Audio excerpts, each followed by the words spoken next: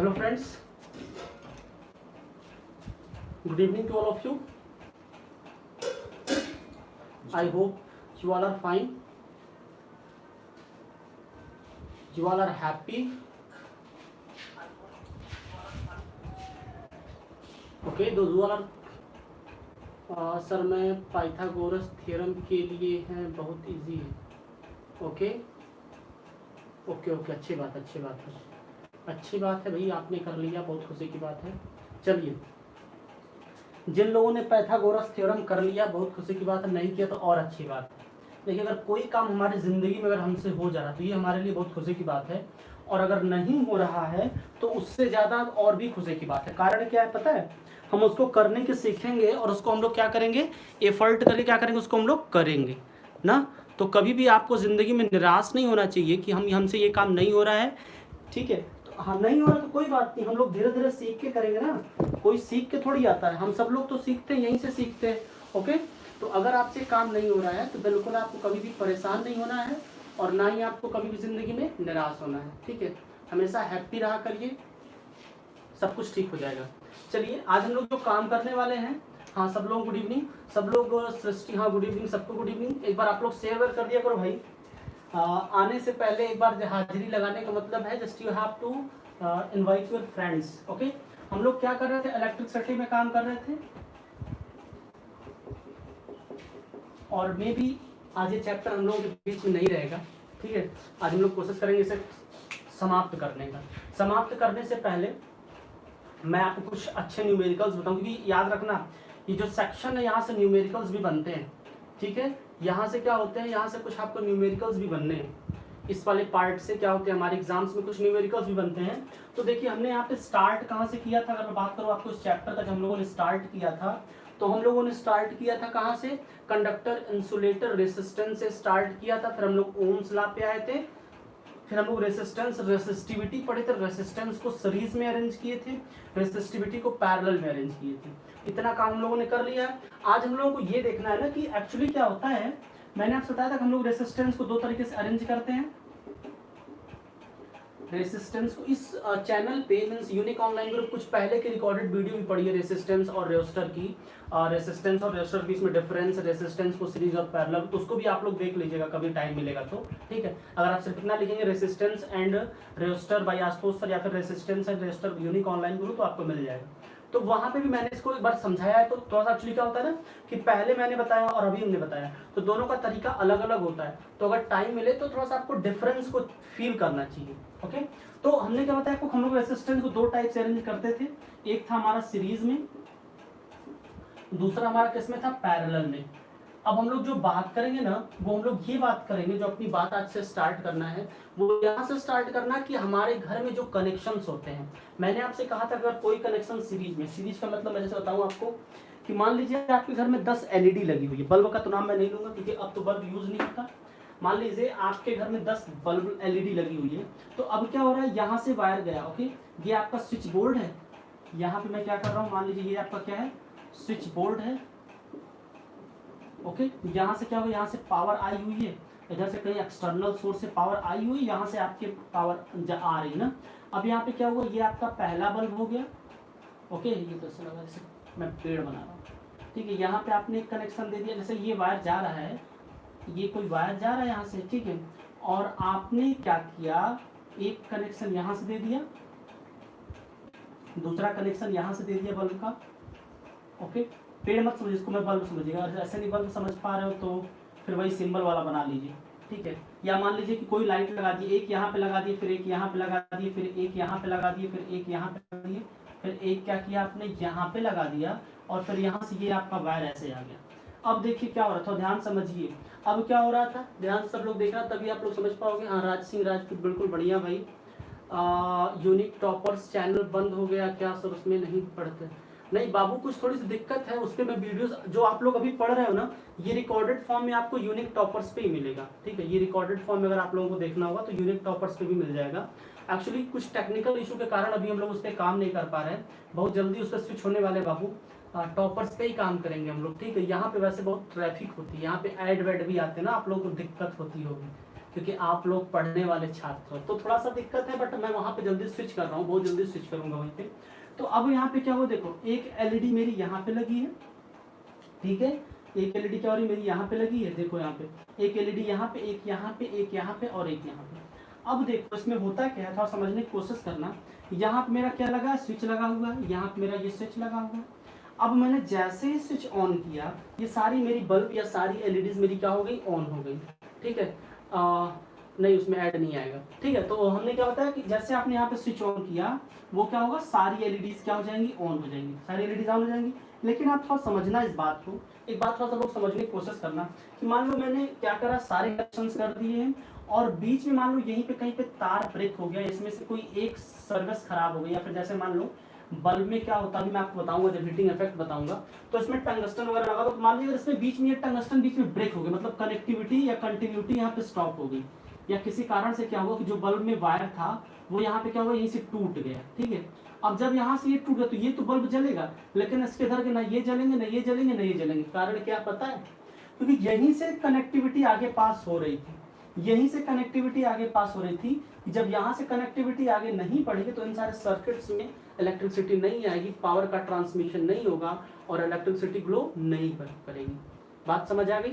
अगर इतनी बात समझ में आ गई तो ये समझिए सीरीज का कनेक्शन क्या होता है, जहाँ पे सब कुछ चीजें एक लाइन में होती हैं, एक लाइन में होती है, ठीक है। तो वहाँ पे सीरीज का कनेक्शन क्या होता है, पैरेलल का क्या होता है, जैसे मान लो यहाँ पे क्या कर रहा है आपने, आपका ये रूम है, ठीक है, आपका ये रूम है, एक लाइट यहाँ पे लगी है, एक लाइट यहाँ पे लगी है, एक लाइट यहाँ पे लगी है, एक लाइट यहाँ पे लगी है, और यहाँ पे क्या आपका ये बोर्ड है।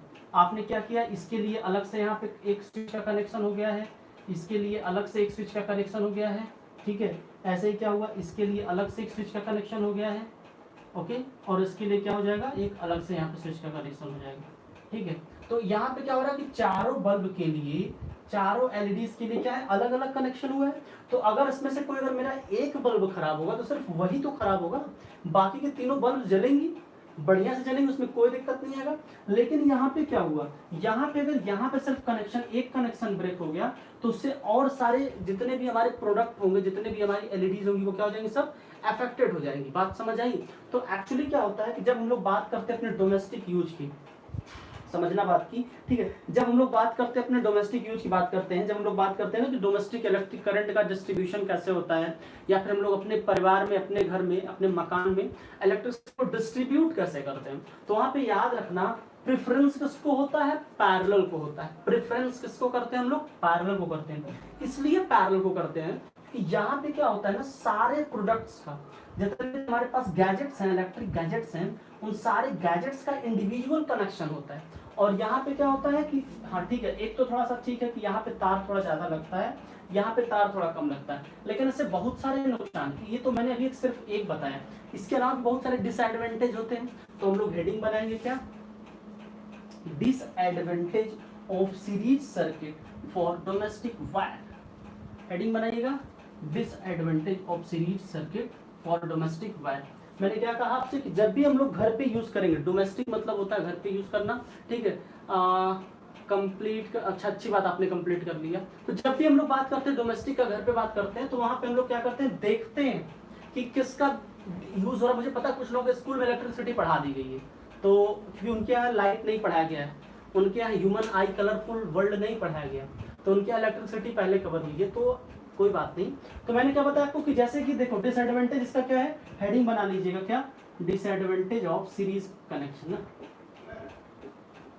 डिसएडवांटेज ऑफ सीरीज, किसकी बात कर रहे हैं हम लोग, बात कर रहे हैं सीरीज सर्किट की बात करेंगे, ठीक है। सीरीज सर्किट के हम लोग डिसएडवांटेज की बात करते हैं और देखते हैं कि जो हमारी सीरीज की जो सर्किट होती है उसमें क्या क्या डिसएडवांटेज होते हैं, ठीक है। सीरीज की जो सर्किट होती है, सर्किट ऐसा लगे जैसे कि आप लोगों को फिर स्पेलिंग, चलो हम लोग देखते हैं डिसएडवांटेज ऑफ सीरीज सर्किट का हम लोग बात कर रहे हैं, ठीक है। तो यहाँ पे क्या होता है,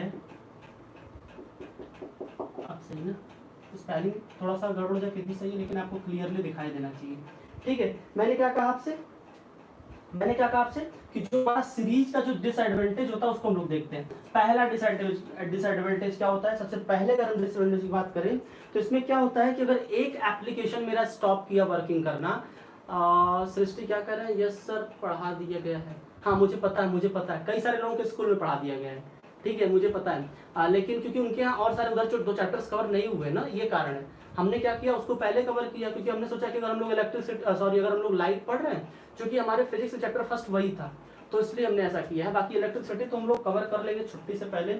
हमने कहा ना कि मे बी 15 अगस्त के पहले अपना पूरा सिलेबस कवर करेंगे, ये मेरी जिम्मेदारी है। बट आप लोग नोट्स बनाते रहिए, सब लोग नोट्स बनाए करो। वही राज सिंह राजपूत या सृष्टि और ये जो भी दिख रहे हैं, नंदनी भी आ गई हैं, और जितने लोग, सब लोग नोट्स रेडी रखा करो यार। सब लोग नोट्स बनाते नहीं हो, अगर नोट्स नहीं बनाओगे तो बाद में बड़ा प्रेशर आ जाएगा। जैसे अभी डेली का डेली बनाओ तो कितना अच्छा है ना। अब 4 चैप्टर्स हमने कंप्लीट कर दिए, जैसे अभी हमने अगर देखें, हम लोग अगर अपने बात करें साइंस की, तो लगभग 7 चैप्टर्स कंप्लीट हैं। अब आपके नोट्स कितने के बने हैं ये तो आपको पता होगा। मैं ऐसा नहीं कह रहा कि नहीं आप लोग अच्छे बच्चे नहीं हो, अच्छे बच्चे ही हो, बट मुझे पता है आप लोग थोड़ा सा बदमाशी करते हो, लापरवाही करते हो, डेली का डेली नोट्स नहीं बनाते हो, लिखने का टाइम नहीं मिलता है ना। जो भी हो गया उसे कर लिया, चलो अच्छी बात है। जिनका रेडी है उनको मैं थैंक यू बोलूंगा, और जिनका रेडी नहीं उनको मैं बोलूँ, उनसे मैं रिक्वेस्ट करूंगा, ठीक है बाबू लोग, भैया लोग। अच्छा आपका भी नोट्स कंप्लीट है राज बाबू, चलो अच्छी बात है। सब लोग नोट्स रेडी रखा करो। और मैंने कल कहा था तो कई लोग, कुछ लोग बताया भी हमको, सब लोगों की नोट्स रेडी रहनी चाहिए, नहीं तो बाद में बहुत आपको नुकसान होगा। पता है आपके ऊपर प्रेशर बढ़ता जाएगा, हर दिन का काम बढ़ेगा ना। जैसे कल एक्सरसाइज 6.4 हुआ, अब उसको आप लोग सॉल्व कर लो, नहीं सॉल्व करो तो बाद में भूल जाओगे बाबू, क्यों ऐसा होता है, मेरे साथ हुआ तब बता रहा हूँ। मैंने भी क्लास 10th पास किया 2013 में। I was also student of class 10th इन 2013। तो मुझे ऐसा बात नहीं कि 7 साल में मैं सब कुछ भूल गया हूँ, 7 साल का डिफरेंस है, ठीक है। तो ऐसा नहीं मैं सब कुछ उसमें भूल गया हूँ, मुझे भी सारी बातें याद हैं, ठीक है। 12th मेरा हुआ था 2015 में, तो ये चीज़ें हम लोगों के साथ हुई है, इसलिए मुझे याद है। अभी भी मुझे अपनी क्लास के वो सारे दिन याद रहते हैं, जो टीचर्स हमको डांटा करते थे, जो आपको, इसीलिए मैं हर चीज़ पे आपको फील कर सकता हूँ कि आप क्या सोच रहे होंगे, ठीक है। जब आप हमसे बात करते हो तो आपके दिमाग में क्या चल रहा है, आप लोगों की कॉपी देख करके आप लोगों के बारे में मुझे सब कुछ पता रहता है। लेकिन मैं क्यों नहीं कहता, क्योंकि आप लोग अच्छे अच्छे बच्चे हो ना। तो आप लोगों की ऐसा होता है कि देखिए, सबके जब पीटीएम होती है, जब मैं गार्जियन मीटिंग करता हूँ तो किसी की बुराई नहीं करता हूँ। अब कुछ लोग समझ रहे होंगे सर तब तो क्यों हड़काते हैं, हड़काता इसलिए हूँ कि थोड़ा सा आप लोग मेहनत करो, ठीक है। मुझे पता है कि आप अच्छे स्टूडेंट हो, तो मैं आपकी बुराई क्यों करूंगा, ठीक है। इसलिए मैं कभी भी किसी की बुराई नहीं करता, किसी कभी गार्जियन से, ठीक है। लेकिन आपको मैं क्यों डराता हूँ, आपको इसलिए डराता हूँ कि थोड़ा सा आप लोग मेहनत करो, ताकि अच्छे मार्क्स आएंगे। और जब अच्छे मार्क्स आएंगे तो पापा भी खुश, मम्मी भी खुश, साथ में हम भी खुश ना। तो इसलिए मैं सोचता हूँ, और आप खुद भी खुश रहोगे, आपके स्कूल के टीचर भी खुश रहेंगे। तो इसलिए मैं कहता हूँ बात आप लोगों से कि थोड़ा सा आप लोग हार्ड वर्क किया करिए और नोट्स वगैरह बनाया करिए। अब देखो क्या होता है, मैंने क्या बताया आपसे कि अगर यहाँ पे सिर्फ एक खराब होगा, ठीक है, आप कह सकते हैं कि इन सीरीज सर्किट में क्या होता है, इफ वन, याद रखना, अगर सीरीज सर्किट की हम लोग बात कर रहे हैं, ठीक है, अगर एक कोई भी अगर वन हमारा गैजेट है, ठीक है, अगर कोई भी हमारा वन गैजेट है या एप्लियंस कह सकते हो आप, stop working, others will also stop working।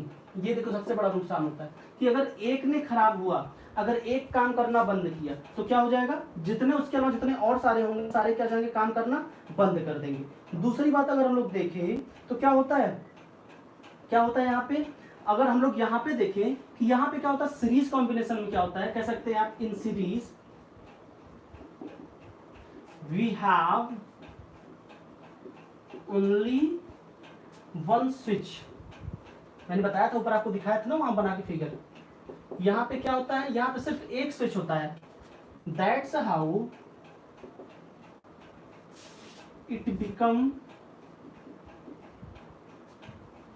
It's not, या ऐसे कह सकते हैं, it's become hard to control all appliances ना। अब इसमें सोचो क्या हो रहा है, समझो, थोड़ा बात समझो भाई। एक ही स्विच से सब कनेक्टेड है, ठीक है।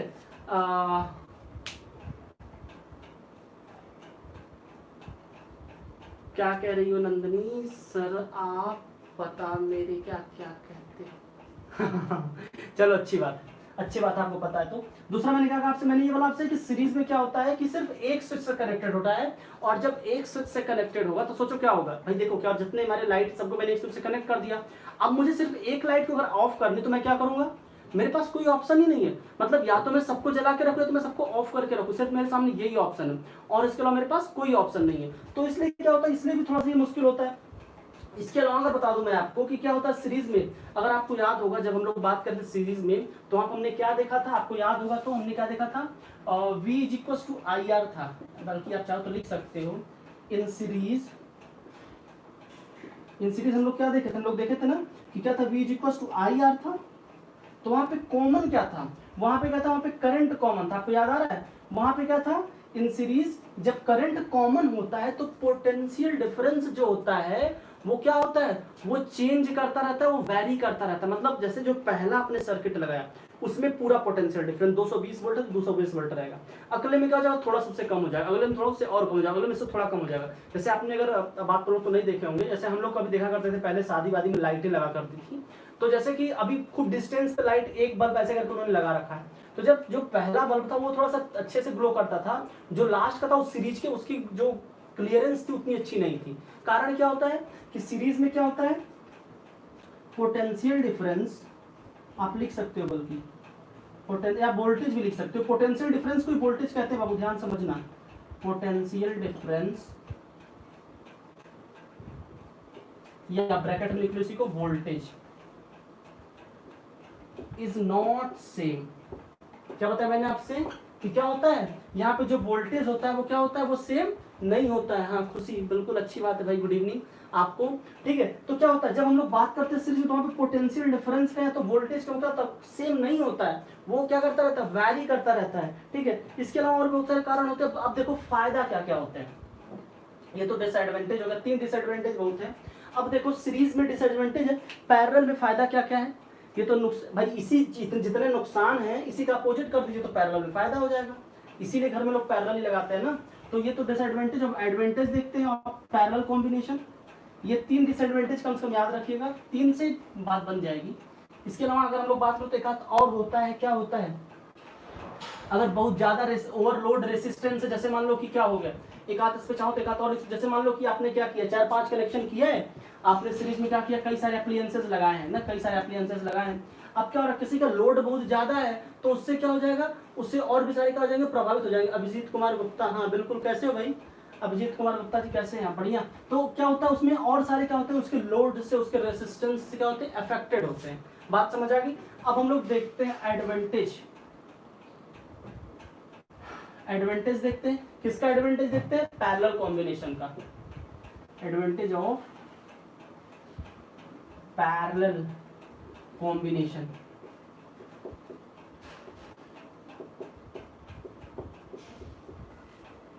एडवांटेज ऑफ पैरेलल कॉम्बिनेशन देखते हैं, ठीक है, कि पैरेलल कॉम्बिनेशन में फायदा क्या क्या होता है। खुशी आपको बात समझ आ रही मेरी, अगर बात समझ में आ रही तो अच्छी बात है, और अगर नहीं समझ में आ रही तो आपको समझ में आनी चाहिए, कोशिश करेंगे तो समझ में पक्का आएगा। ठीक है, क्योंकि है बड़ा आसान चीज है। मैंने बताया आपसे कि इसमें पहला इसका एडवांटेज क्या होता है कि अगर इसमें क्या हो रहा है, इफ वन, उसी का जस्ट अपोजिट लिख लीजिए, if one appliance will stop working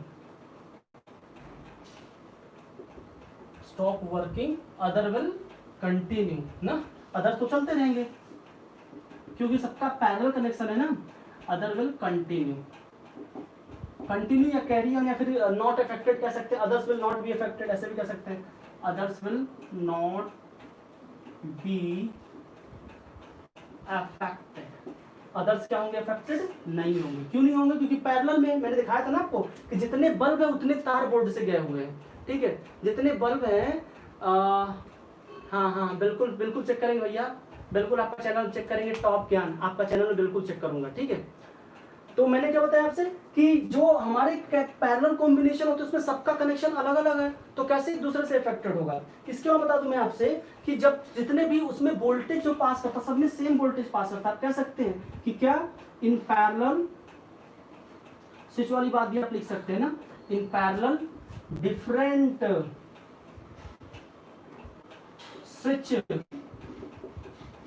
is used for different appliances. ठीक है, क्या होता है? Different is used for different appliances. बिल्कुल सही बात है। आप लोगों को बोरियत तो नहीं हो रहा? जिनके स्कूल में पढ़ा दिया गया, जो लोग पढ़ लिए पहले, उनको लग रहा सर क्या दोहरा रहे हैं। तीसरी बात, वोल्टेज इज सेम।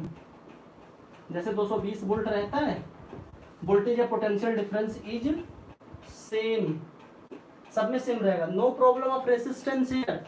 ठीक है, नो प्रॉब्लम ऑफ रेसिस्टेंस। बात समझ में आ गई? तो याद रखना, अगर आप पैरेलल में करेंगे, इसीलिए कारण आपसे देखो कई बार एग्जाम्पल आता है हमारे घरों में। याद रखिए, अगर आपसे कोई पूछता है कि आप फिर अपने पापा से पूछे, पापा जो हमारे यहाँ घर में जो रोड लगी हुई है ना, जो फैन लगा हुआ है, जो लाइट लगी हुई है, सब सीरीज में है कि पैरेलल में है, तो वो आपसे बताएंगे। हालांकि वो थोड़ा सा हो सकता है ना समझ पाए, क्योंकि वो फिजिक्स थोड़ा अगर कम जानते हैं, तो आपको परेशान नहीं होना, आपको समझाना है कि पापा हो, मम्मी हो, ये सारे क्या है, सब पैरेलल में। अगर सब सीरीज में होते तो कंट्रोल करना इनको थोड़ा सा मुश्किल होता। ठीक है, इसलिए क्या है, ये पैरेलल में, इसलिए हम लोग इसको इजीली क्या कर लेते हैं, कंट्रोल कर लेते हैं। ओके, तो अब वो लोग पूछेंगे कैसे बताओ बेटा, तो आपको समझाना पड़ेगा कि देखो सीरीज में ये होता है, पैरेलल में ये होता है, सीरीज में ये होता है, पैरेलल में ये होता है। ये आपको बताना पड़ेगा। ये आपकी जिम्मेदारी है कि आप जो कुछ अपने सीख रहे हो, अपने घर वालों को सिखा दो, उससे आपका रिवीजन हो जाएगा, उनको कुछ नया सीखने को मिल जाएगा। बात समझ आ रही है? तो ऐसा कुछ आप लोग किया करो, तो जिससे क्या होगा, मतलब घर वालों का क्या होगा, एक तरीके से वो समझेगा ना कि हाँ लग रहा है कुछ बेटा आज हमारा पढ़ रहा है, लग रहा है कुछ बेटा आज हमारा क्या हो रहा है, पढ़ रहा है। बात समझ आ गई? चलिए, अगर इतनी बात समझ में आ गई तो अब हम लोग आते हैं इलेक्ट्रिक पावर पे। इलेक्ट्रिक पावर देखते हैं कि इलेक्ट्रिक पावर क्या होता है। थोड़ा इलेक्ट्रिक पावर की बात करते हैं भाई। इलेक्ट्रिक पावर क्या होता है, आइए देखते हैं इलेक्ट्रिक पावर को।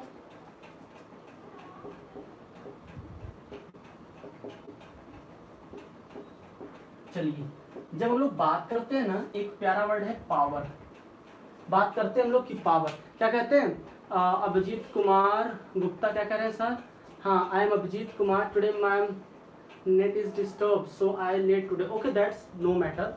If you are here right now, then you have to be very interesting and be clear. तो मैंने क्या बताया आपसे, जब हम लोग बात करते हैं पावर, तो ध्यान समझना, जब हम लोग बात करते हैं पावर, तो हम लोग क्या करते हैं, हमारे दिमाग में क्या आता है? जैसे मैं कहूँ आपसे कि मेरे पास बहुत ज़्यादा पावर है, मेरे पास बहुत ज़्यादा पावर है, या आप कह रहे हो कि जो मेरे पास बाइक है ना, या फिर जो मेरी स्कूटी है ना, या जो मेरा साइकिल हो बहुत पावरफुल है।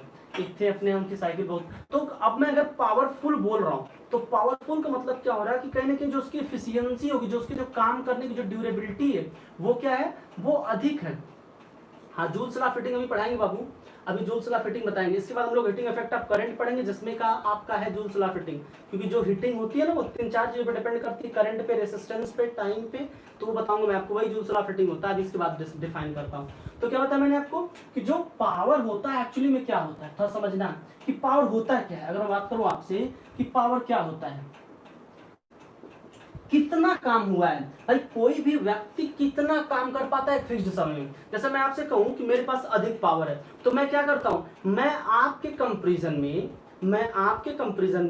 1 घंटे में ज्यादा पढ़ के समझ सकता हूं। बात समझिए, तो क्या कहोगे आप? कहोगे ना सर आपका दिमाग, ब्रेन पावरफुल है। वैसे ऐसा है नहीं। ठीक है, आप क्या कर रहे हो कि आप मान लो ईंट, मान लो आपको क्या करना है, आपको घर में से ले करके बाहर से लाकर छत पे ईंट रखना है। ठीक है, तो आप क्या कर रहे हो, आपसे बोला मम्मी ने कि ठीक है बाबू, थोड़ा सा जो ईंट है उसको छत पे लेकर रख दो। तो बाबू ने क्या किया, हाँ बिल्कुल बिल्कुल बिल्कुल सही बात है। तो बाबू ने क्या किया, एक ईंट उठाया और हे भगवान जय हनुमान ज्ञान अनुसार करते करते ईंट को तो छत पे ले गए, लेकिन जाके वहीं खुद गिर गए। ठीक है, और उसके बाद क्या हुआ, फिर समझ में आएगा, हाफते हाफते में गिर गया, पता चला मम्मी ग्लूकोज वगैरह ला के पिला रही है। वहीं पे एक मजदूर है, वो है फटाफट, अच्छा ठीक है कोई बात नहीं, वो तुरंत आया, देखा गया कि एक साथ 8-8 ईंट 9-9 ईंट को लेकर गया, छत पे पहुंचा दिया। तो अब क्या कहोगे, कहोगे कि अंकल आप क्या है, आप बहुत एनर्जेटिक हैं, आप बहुत पावरफुल है। पावरफुल क्यों है, क्योंकि उसी टाइम में, जिस टाइम में आप 1 ईंट लेके जाने में आपकी हालत खराब हो गई थी, वो आ गया और कितना ईंट लेकर गया, 9 ईंट लेकर गया, 10 ईंट लेकर गया। तो इसका मतलब क्या हो रहा है कि एक फिक्स्ड टाइम में कितना कोई काम कर रहा है, जितना कोई काम करता है वही एक्चुअल में क्या होता है, पावर होता है। तो आप कह सकते हैं कि power is equal to work upon time. तो ध्यान समझने की कोशिश करो, तब ये बात समझ में आएगी कि मैंने कहा था कि जो एक्चुअली जो पावर है वो किससे डिफाइन करते हैं, एक्चुअली ये वर्क और टाइम का एक रिलेशनशिप होता है। जो व्यक्ति जितना अधिक काम करेगा, जितना कम टाइम अपने साथ लेगा, तो वो अधिक पावरफुल होगा। अब भाई क्या कर रहे हो आप, 2 रोटी खाने में पूरा दिन लगा दे रहे हो, ठीक है। अब खाने की बात वैसे तो पावर में नहीं करनी चाहिए, ठीक है। नहीं तो अब मैं क्या करता हूँ, मैं 5-6 रोटी खा लेता हूँ 1 मिनट में, 1 मिनट में फिर भी 3-4 मिनट लगता है, लेकिन आपसे जल्दी खाऊंगा। तो अब क्या हो रहा है कि इसका मतलब ये नहीं कि मैं बहुत पावरफुल, हाँ वो अलग चीज है, लेकिन यहाँ पे वर्क इफिशियंसी से है। बात समझ आ रही है? आप जैसे आपको मैंने 1 पेज राइटिंग दिया, तो अब आप 1 पेज राइटिंग लिखने में क्या कर दिए, पूरा रात बता दिए, रात से सुबह हो गई, सुबह भी नहीं कंप्लीट हुआ। और अभी आपके फ्रेंड ने क्या किया, सर 1 पेज है, 5 मिनट में करके मुझे व्हाट्सअप कर दिया। तो ये चीज होती है, ये होता है पावर का मतलब, समझ में आता है? तो हम लोग जो बात करते हैं पावर को ना, तो हम लोग ऐसे भी डिफाइन करते हैं, कह सकते हैं आप P = W/T। मैंने कुछ नहीं किया, इसी का सिंबॉलिक रिप्रेजेंटेशन किया। अब बात आती है इसके SI यूनिट की, इसके SI यूनिट देख लेते हैं। इसका SI यूनिट क्या होता है, अब बताओ। वर्क का SI यूनिट क्या होता है भाई, जूल होता है, और टाइम का SI यूनिट क्या होता है, सेकंड होता है। तो क्या कह सकते हैं कि जूल पर सेकंड। ये पावर -1 का मतलब होता है ये नीचे आ गया, और एग्जैक्टली क्या ये होता है, ये होता है वॉट। बात याद समझिएगा, ये क्या होता है, आप कह सकते हैं कि SI यूनिट ऑफ पावर क्या है, वो वॉट है। याद रखिएगा 1 जूल पर सेकंड होता है, कितना काम हुआ, काम की SI यूनिट जूल होती है, और कितने टाइम में हुआ, वो एक्चुअली क्या होता है, वही पावर होता है। बात समझ में आ गई? अगर ये बात अगर आपको समझ में आ गई, तो आप ये भी कह सकते हैं ना कि कोई भी व्यक्ति किस रेट से काम कर रहा है। आप क्या कह सकते हैं, आप ये भी कह सकते हैं कि power may be defined as rate of doing work, rate of doing work.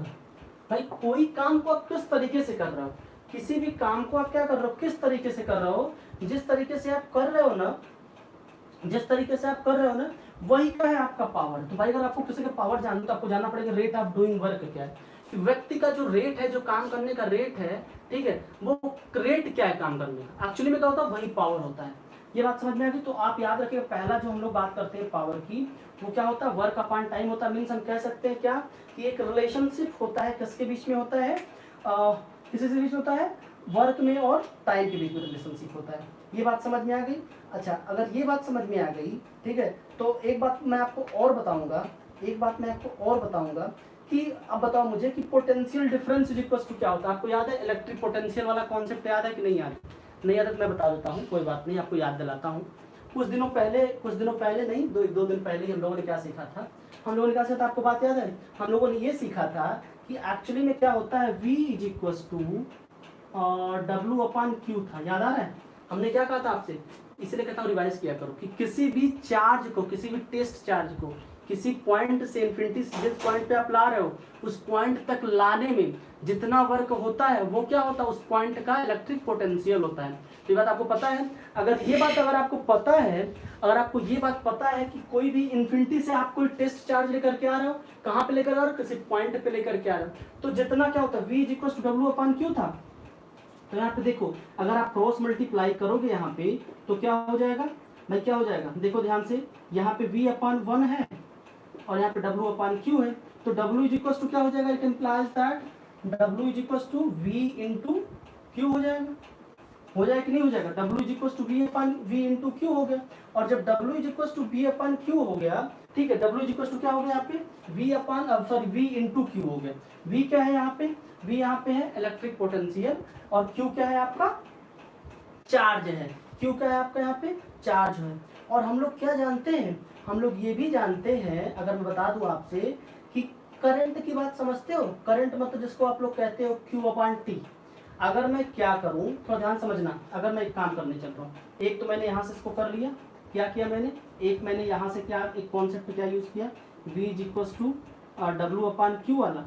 एक चीज मैं और आपको दिलाऊंगा थोड़ा सा याद, जो हमने पीछे पढ़ा है, करंट = हमने क्या पढ़ा था भाई, बताओ मुझे तो, electric power is the rate of, बताओ करंट का क्या होता है फॉर्मूला, आपने पढ़ा, जल्दी बताओ। करंट का फॉर्मूला आप लोगों ने क्या पढ़ा था, करंट का फॉर्मूला आपने पढ़ा था Q/T पढ़ा था। याद आ रहा है ये बात, क्या पढ़ा था आपने, करंट का फॉर्मूला क्या पढ़ा था, Q/T पढ़ा था। तो जब Q/T आपने पढ़ा था, तो ये क्या इंप्लाई करेगा, सेम चीज अगर मैं यहाँ पे करता हूँ, तो क्या हो जाएगा मेरा, थोड़ा ध्यान से इसको भी समझना। एक तो मुझे वैल्यू यहाँ से मिल गई, आप कह सकते हैं एंड वी नो, आप लिख सकते हैं यहाँ पे and we know that what I is equal to Q upon T, ये जानते हैं I is equal to Q upon T. तो अगर इसी आई को यहाँ पे भी अगर मैं क्रॉस मल्टीप्लाई करूं तो क्या हो जाएगा, Q is equal to I T, it implies that Q is equal to I T. तो क्या हो गया, Q is equal to I T हो गया। अब यहाँ पे अगर मैं वैल्यू पुट करता हूँ, अगर यहाँ पे मैं क्या करता हूँ, वैल्यू पुट करता हूँ, तो यहाँ पे मेरे पास क्या हो जाएगा, थोड़ा इसको समझने की कोशिश करना आप लोग। यहाँ पे हमारे पास क्या हो जाएगा भाई, I is equal to Q T हो गया, तो पावर इज इक्वल टू क्या हो जाएगा, V इंटू आई हो जाएगा। आज हो जाएगा कि नहीं हो जाएगा भाई, क्या हो जाएगा V क्या हो जाएगा हमारे पास, यहाँ पे पावर इज इक्वल टू हमारे पास क्या हो जाएगा, V आई हो जाएगा। बात समझ आ रही है क्या, I is equal to Q upon T होता है, बिल्कुल बिल्कुल सही बात है, हाँ बिल्कुल बिल्कुल सही है। क्या होता है हमारे पास, इसको थोड़ा सा मैं अलग से लिख के इधर बताता हूँ, सब इसी में एक्चुअली इसको मिटा दूं ना, जो वर्क अपॉन टाइम वाला याद रखना, ये बेसिक सी बात होती है, वहीं से दो तीन फॉर्मूले इसके डेराइव होते हैं, ठीक है। यही से क्या होता है, दो तीन फॉर्मूले इसके और डेराइव होते हैं, जिसमें से पहला भी हमारे पास क्या आ गया कि power is equal to V into I, क्या हमारे पास मिल गया कि वहाँ क्या मिल गया, P is equal to V into I, और यहाँ पे V क्या है याद रखना, पोटेंशियल डिफरेंस, या क्या कह सकते हो, वोल्टेज कह सकते हो, ठीक है। I क्या है, करंट है। इतनी बात समझ में आ गई। अब थोड़ा सा अगर हम लोग देखा जाए, अगर हम लोग एक चीज अगर यहाँ पे और देखा जाए, क्या देखा जाए, ओम साहब को सब लोग जानते हो, अगर हम लोग थोड़ा सा ओम साहब को बात करें, हम कहें आपसे by Ohm's law, Ohm's law मैंने आपको सिखाया था, ओम्स लॉ में क्या था भाई, ओम्स लॉ में किसके बीच में रिलेशन था, अरे बताइए ना, V is equal to I R, क्या हम लोग जानते हैं by Ohm's law, V is equal to I R होता है क्या, जब V is equal to I R होता है, तो एक चीज थोड़ा सा आप समझने की कोशिश करना, ठीक है, कि एक चीज थोड़ा सा आप यहाँ ये समझने की कोशिश करना कि जहाँ पे हमारा ये V है, यहाँ पे हम आई आर लिख सकते हैं, बिल्कुल लिख सकते हैं, ठीक है। हमने क्या किया, हमारे पास क्या हो गया, P is equal to V की वैल्यू मैंने क्या लिख दिया, आई आर इंटू आई। ये क्या इंप्लाई करता है, ये इंप्लाई करता है क्या कि P इज इक्वल टू आई का स्क्वायर इंटू आर हो गया, आई स्क्वायर आर हो गया। एक हमारे पास एक और फॉर्म में फॉर्मूला मिल गया, एक हमारे पास वोल्टेज यानी पोटेंशियल डिफरेंस और करंट के फॉर्म में था, दूसरा हमारा करंट और रेसिस्टेंस के फॉर्म में है। एक आप फॉर्मूले का व्यवस्था यहाँ पे और कर सकते हैं, आई स्क्वायर आर के अलावा अगर आप चाहें तो एक फॉर्मूले का व्यवस्था और कर सकते हैं। वो कैसे कर सकते हैं कि अब आप थोड़ा सा यहाँ पे देखिए कि आई स्क्वायर आर के फॉर्म में मिल गया हमें, ठीक है। अब मैं क्या कर रहा हूँ, कि आई स्क्वायर आर में ऊपर नीचे आर से मल्टीप्लाई कर दे रहा हूँ। नाउ यहाँ पे कर देता हूँ ना, नाउ मल्टीप्लाई एंड डिवाइड, इसको इक्वेशन 1 मान लेते हैं, इसको इक्वेशन 2 मान लेते हैं, ठीक है। Now multiply and divide equation 2 by R. मैंने क्या किया, इक्वेशन जो मेरा सेकंड था इसको मैंने क्या किया, आर से मल्टीप्लाई कर दिया। तो देखो हमारे पास क्या हो जाएगा, P इज इक्वल टू क्या था हमारे पास, आई स्क्वायर आर था। अब मैंने क्या किया कि इसमें आर से मल्टीप्लाई ऊपर भी कर दिया और नीचे भी कर दिया, ठीक है। बात समझ में आ रही है, क्या हो गया हमारे पास, तो देखो क्या हो गया, थोड़ा समझना इस बात को। ऊपर क्या हो जाएगा, आई स्क्वायर हो जाएगा, आर स्क्वायर हो जाएगा, और नीचे हो जाएगा आर हो जाएगा। अब बताओ आई आर क्या होता है, आई आर वी होता है, तो आप ये भी कह सकते हो कि P is equal to V square upon R. ये हो गया आपका थर्ड पॉइंट। बात समझ में क्या मिल गया हमें, P is equal to V square upon R. तो अब देखिए हमारे पास पावर के कितने फॉर्मूले मिले, पावर के हमारे पास कितने फॉर्मूले भाई, 3 फॉर्मूले मिले। कौन कौन से मिले, पहला मिला P is equal to V into I मिल गया, दूसरा क्या मिला P equal to I square R, तीसरा क्या मिला P is equal to V square upon R. मतलब अलग अलग रिलेशनशिप के साथ हमारे अलग अलग मिले। अब देखो कई बार लोग हमसे पूछते हैं कि सर इन फार्मूले का हम लोग इस्तेमाल कहाँ से करेंगे, किस कंडीशन में कौन से फार्मूले का इस्तेमाल करेंगे। तो आपको बिल्कुल परेशान नहीं होना है।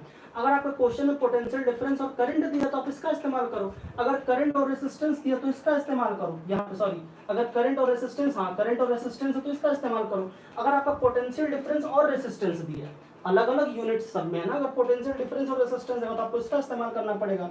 रेजिस्टेंस और करंट होगा तो यहाँ पे, और करंट और पोटेंशियल डिफरेंस होगा तो तीसरे फॉर्मूले का इस्तेमाल करना पड़ता है। तो आप कह सकते हैं, ये तीनों फॉर्मूला याद रखना बाबू, आप क्या कह सकते हैं, आप क्या कह सकते हैं कि पावर वी हैव, बल्कि यहाँ पे चाहे तो आप लिख सकते हैं, क्या लिख सकते हैं कि पावर इज इक्वल टू, तीन चीजें हो जाएगा, पहला क्या हो जाएगा वी आई, दूसरा क्या है आई स्क्वायर आर, तीसरा क्या है वी स्क्वायर अपन आर। तो पावर का हमारे पास कितना फॉर्मूला हो गया भाई, बोलो फटाफट सब लोग, तीनों फॉर्मूला पावर का याद हुआ कि नहीं याद हुआ।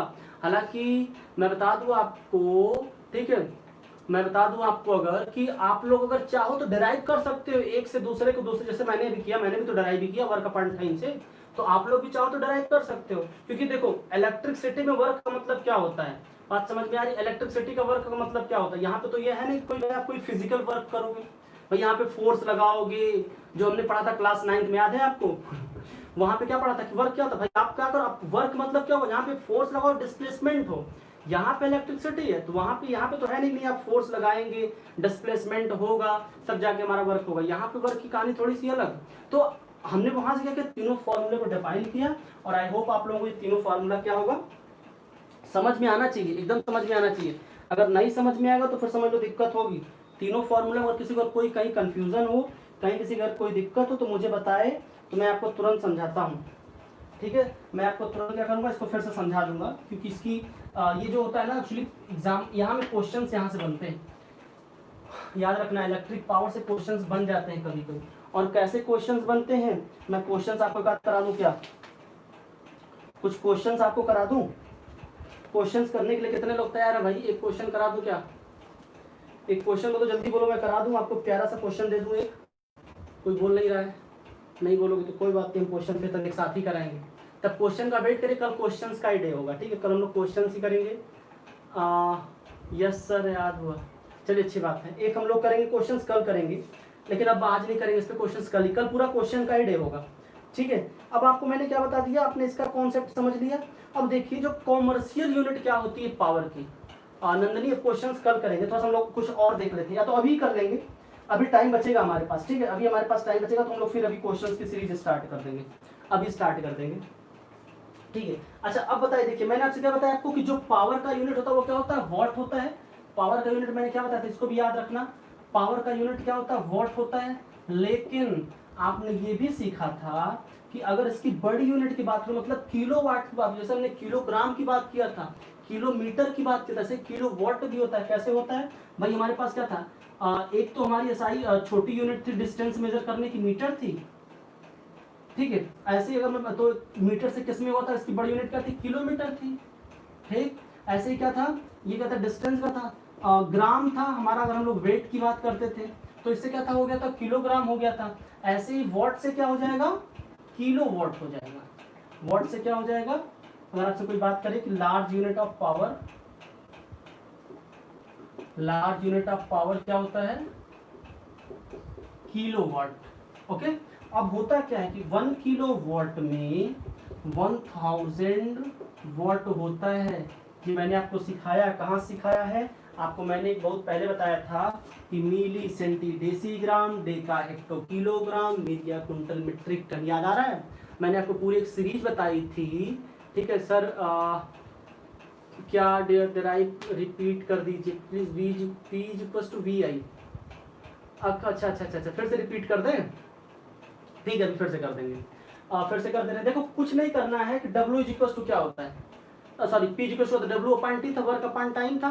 तो अब आपको क्या पढ़ा आपने, आपने ये पढ़ा है कि जो हमने पोटेंशियल डिफरेंस वाला कॉन्सेप्ट पढ़ा था, वहां पे क्या था कि वर्क डन बराबर क्या था, किसी भी टेस्ट चार्ज को, मैंने अगर आपको वो बात अगर याद आ रही है जो हमने पढ़ा था, क्या पढ़ा था भाई, पोटेंशियल डिफरेंस का हमने कॉन्सेप्ट पढ़ा था कि अगर किसी भी टेस्ट चार्ज को हम लोग क्या कर रहे हैं, किसी इन्फिनिटी पॉइंट्स किसी पॉइंट पे लेकर के आ रहे हैं, तो वहां पे क्या था हमारे पास कि पोटेंशियल डिफरेंस बराबर क्या था, फिर हम बात करें इलेक्ट्रिक पोटेंशियल का था, वर्क अपान कितना, अपान क्यू था, W अपान क्यू था। 1 किलोवाट इज इक्वल टू 1000 वाट। क्या कह रहे हैं आप भाई, अभिजीत कुमार गुप्ता, हाँ बिल्कुल होता है भाई, हाँ हाँ हाँ बिल्कुल बिल्कुल बिल्कुल बिल्कुल, commercial unit of electric current kilowatt होता है। बिल्कुल सही बात है, बिल्कुल सही बात है, बिल्कुल सही बात है। ठीक है, हाँ चलिए, तो अभी उसकी बात मैं करता हूँ। किलोवाट हो गया, ठीक है। अब एक बात आती है कॉमर्शियल यूनिट। अभी जैसे देखिए किसी ने कह ही दिया, मैं थोड़ा सा बात कर लेता हूँ कॉमर्शियल। इसको याद रखना, जो लोग भी पूछ रहे हैं अभिजीत और नित्य, क्या होता है देखो ध्यान समझ, थोड़ा सा बार मैं रिमाइंड करा देता हूँ कि देखो पावर जी इक्वल्स टू क्या होता है, वर्क अपॉन टाइम होता है। इतनी बात समझ में आ गई। और हमने क्या देखा था, अगर मैं बात करूं आपसे कि वहां पे हमारे पास क्या था, V is equals to W upon Q था। ये वाला कॉन्सेप्ट याद आ रहा है, ठीक है। तो यहाँ से क्या हो जाएगा हमारे पास, W is equals to Q into V हो गया, ठीक। और पावर ये हो गया हमारे पास। अब आप थोड़ा सा समझिए इस बात को, ठीक है। हालांकि इसको अगर मैं ऐसे बोलूँ तो W अपॉन क्यू तो हो ही गया, लेकिन एक बात और समझने की कोशिश करिए कि क्या होता है ये कि W अपन क्यू हो गया और अपन टी भी तो होगा ना। देखो ध्यान से, ये क्या हो रहा है हमारे पास, ये हमारे पास वैल्यू आ गई W की। देखो ध्यान से, W इक्वल टू हमारे पास क्या आ गया, Q अपन V आ गया, अपन टी तो लिखोगे। बात समझ में आई कि नहीं समझ में आई भाई। W अपन हमारे पास क्या हो गया कि Q V आ गया, तो हमारे पास पावर बराबर क्या हो जाएगा, नाउ। नाउ आप क्या कर सकते हो, कर सकते हो now P is equal to W की वैल्यू क्या है, Q इंटू वी है, अपन टी है। और देखो Q अपन टी क्या होता है, आई होता है। वी नो, आप लिख सकते हैं कि we know that Q upon T is equal to I, ऐसा लिख सकते हो I is equal to Q upon T. तो क्या हो जाएगा, T is equal to V I. अब बात समझ में आ गई। नित्या, अभिजीत, जो लोग भी पूछ रहे थे, हाँ जितने लोग भी पूछ रहे थे, सबको बात समझ में आ गई भाई। मैंने पहले फिर से डराइव कर दिया, देखो कैसे डराइव किया, फिर से देख लो। अब इसको मिटा रहा हूँ, इससे ज्यादा टाइम नहीं दूंगा। कुछ नहीं करना यार, P equal to W upon T हुआ। पोटेंशियल डिफरेंस इलेक्ट्रिक पोटेंशियल वाले से क्या हमने सीखा था, V पोटेंशियल इलेक्ट्रिक पोटेंशियल क्या होता है, Q upon W upon Q होता है। तो डब्ल्यू अपॉन क्यू से मैं डब्ल्यू की वैल्यू क्या मिल गई, क्यू वी मिल गई। तो टाइम तो होगा, अपॉन टी कर दिया, क्यू वी अपॉन टी हो गया। अगर डब्ल्यू की वैल्यू हमें ये मिल गया तो P equal to Q V upon T होगा, और क्यू अपॉन टी क्या होता है, आई होता है, तो वी आई हो गया। बात समझ में आ गई। चलिए कॉमर्शियल यूनिट की थोड़ी सी बात कर लेते हैं। कॉमर्शियल यूनिट ऑफ पावर की थोड़ी सी बात कर लेते हैं। ये पावर की बात समझ में आ गई। अब मैं बात करता हूँ कॉमर्शियल यूनिट की। अच्छा, इसको कॉमर्शियल क्यों बोलते हैं, कोई मुझे बताएगा, कोई मुझे बता दे इसको कॉमर्शियल यूनिट क्यों बोलते हैं, कोई मुझे बता दे इसको कॉमर्शियल यूनिट ऑफ पावर क्यों कहते हैं। बताओ बच्चा लोग, बच्चा लोग बताओ, इसे कॉमर्शियल यूनिट ऑफ पावर क्यों कहते हैं। इसलिए कहते हैं ना कि जैसे हमारे यहाँ क्या होता है ना, जो लेन देन होता है, मतलब लेन देन इन द सेंस में बात करूँ आपसे कि जो हमारे घर में बिजली आती है, फिर जो आपके घर में बिजली आती है, वो किस में आती है, किलोवाट आवर में आती है, किलोवाट आवर में होती है। इसलिए इसको हम लोग क्या बोलते हैं, बिकॉज, हाँ बिल्कुल सही बात है, बिल्कुल बिल्कुल। जो हमारे यहाँ बिजनेस का जो ट्रांस, देखो कहीं पर आपको कॉमर्स वर्ड दिखे, एक बार ध्यान समझ लो, कहीं पर आपको कॉमर्स वर्ड दिखे तो कॉमर्स का मतलब पता है ना, कौन कॉमर्स का मतलब क्या होता है, लेन देन की बात होती है, पैसे की लेन देन की बात होती है, जहाँ पे कुछ बिजनेस की बात होती है। कॉमर्स मतलब बिजनेस। और कॉमर्स बेचारे हमारे यहाँ पता सिस्टम कितना खराब है, जो बेचारे पढ़ने में गधे होते हैं उनको कॉमर्स दिया जाता है ठीक है, जो जिनका मार्क्स कम आता है मैथ्स में, साइंस में, उन्हें क्या करते हैं, हमारे स्कूल के प्रिंसिपल, हमारे स्टूडेंट क्या करते हैं, कॉमर्स देते हैं। अगर और गधा हो गया तो क्या हो जाएगा, उसको दे दिया जाएगा क्या, आर्ट्स दे दिया जाएगा। और आप लोगों को ये कहानी पता है कि नहीं पता, नहीं पता तो एक मिनट में जान लीजिए। आईएएस कौन बनता है, बताओ भाई। आईएएस बनता है आर्ट्स वाला, आर्ट्स वाला बनता है आईएएस, ठीक है।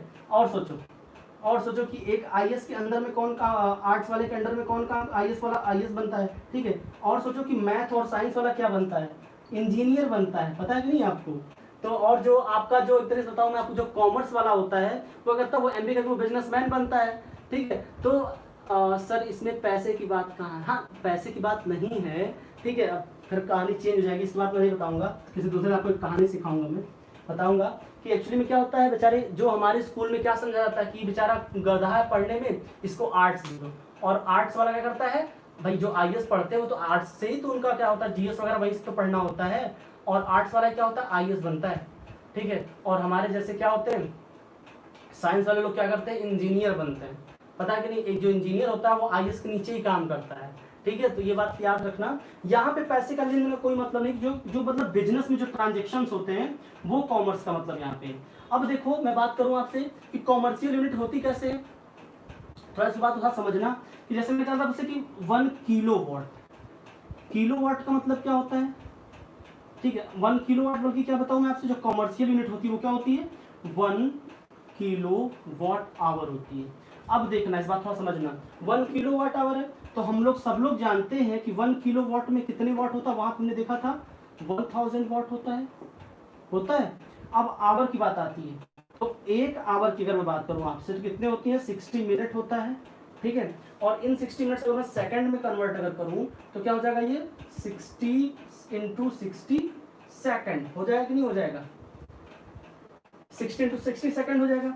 अब अगर देखा जाए तो क्या हो जाएगा हमारे पास, ये 1 किलोवाट आवर की मैं बात कर रहा हूं, तो यहाँ पे फिर क्या हो जाएगा 1 किलोवाट आवर इक्वल टू क्या हो जाएगा 1000 इंटू 60, तो 6 इंटू 6 क्या हो जाता है 36 होता है, इंटू, अब देखो मैंने क्या करा, चूंकि इसको मैं पावर में लिखना चाहता हूं ऐसे भी लिख सकता हूँ कि 3 6 हो गया, प्लस 0 कितना लगाना 1 2 3 4 5, अरे 3 0 यहाँ था 2 यहाँ था तो 5 0 हो गया, या इसी को हम लिख सकते हैं 3.6 इंटू 10⁻⁴ कितना जूल होगा, बताइए भैया कितना जूल होगा वो, ये 1 जूल कहाँ से आता है भैया, कॉमर्शियल यूनिट में 6 जूल होगा, ठीक है, जूल हो जाएगा, ठीक है। जूल मैंने इसको क्यों किया, क्योंकि होता है क्या एक्चुअली ना, कि जो कॉमर्शियल यूनिट होती है तो 1 किलोवाट आवर होती है, और मैंने क्या सुना है, बताया था मैंने आपको कि जो पावर की यूनिट वो क्या थी, अगर आपको बताऊं स्टार्टिंग वाला पावर क्या था हमारे पास, वर्क अपॉन टाइम था, तो जूल पर सेकंड वाली बात याद आ रही है, तो जूल पर सेकंड वाली थी, तो जूल पर सेकंड भी पावर का यूनिट होता है और उसको हम लोग वॉट भी कहते हैं, ठीक है। 1 जूल पर सेकंड क्या होता है, वॉट भी होता है। तो अगर हम लोग कॉमर्शियल की बात करते हैं, तो आप हम लोग किस रिलेशनशिप को याद करते हैं, 3.6 इंटू 10⁻⁶ जूल। क्वेश्चन हमारे एग्जाम में क्या आता है कि 1 watt hour is equal to watt, 4 option होते हैं, ठीक है। जैसे भी कोई 8 लिखा है तो जो 8 लिखते हैं ना उनको गलत हो जाता है, ठीक है, तो ऐसे होता है एग्जाम में, अक्सर कंफ्यूजन होता है, कभी 8 होगा पावर, कहीं पे 6 होगा, कहीं पे 4 होगा, तो हमें क्या लिखना होता है 3.6 इंटू 10⁻⁶, 3.6 इंटू 10⁻⁶। अगर इस बात को अगर आप याद रखे हो, कैसे आता देख लिया आपने, आप लिख सकते हैं क्या, so we can say that, what we can say that 1 kilowatt hour is equals to 3.6 into 10⁻⁶ joule. बात समझ आ गई, आप ये लिख सकते हैं कि 3.6 into 10⁻⁶ जूल। अगर इतनी बात अगर आपको समझ में आ गई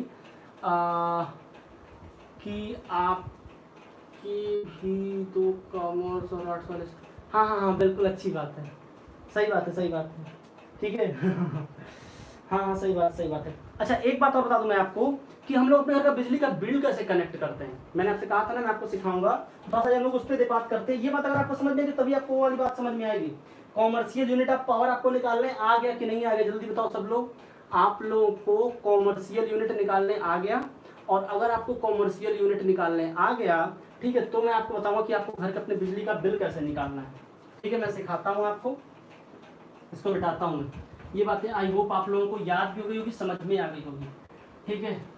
अब बात करते हैं हम लोग कि हमारे घर पे जो आता है महीने में बेचारा, एक दिन पता नहीं क्या क्या मोबाइल में देखता है और पता नहीं क्या उसमें टिप वो क्लिक करता है, फिर आपको इतनी लंबी सी पर्ची निकाल के दे देता है और क्या कहता है भैया आपका बिल, आप तो समझ ही नहीं पाते हो, पता नहीं क्या उसमें देखते रहते, दुनिया भर का डेटा लिखा होता है, ले जाकर आपने कहा कि आपने मम्मी को दे दिया, पापा को दे दिया, और फिर क्या करते हैं वो लोग अपना समझते जाकर वो लोग अपना बिल पे करते, चाहे ऑनलाइन पे करते हो चाहे ऑफलाइन पे करते हैं, ठीक है। तो अभी क्या होता है, मैं अभी आपको सिखाऊंगा, अभी तो मेरे पास शायद यहाँ पे कोई बिल नहीं, मैं आपको दिखाता कि उसमें क्या होता है ना कि आपका एक अकाउंट नंबर होता है, आपके जो घर में जो मीटर लगा है, कुछ लोगों के घर के अंदर लगा, कुछ लोगों के घर के बाहर लगा है, तो उसमें क्या होता है आपका एक अकाउंट नंबर होता है, वो अकाउंट नंबर से क्या करते हैं, जो बिजली बिल वाले आते हैं ना, वो उस अकाउंट नंबर से क्या करते हैं, वो क्या करते हैं उसको एंट्री करते हैं अपने, जो उनके पास एक सिस्टम इलेक्ट्रॉनिक डिवाइस होती है अपने मोबाइल में, तो आपने कितना यूनिट यूज किया है, वैसे यूनिट होता क्या है पहले तो ये तो जान लीजिए, ठीक है। तो आप कह सकते हैं, हेडिंग बना लीजिए, हाउ टू कैलकुलेट,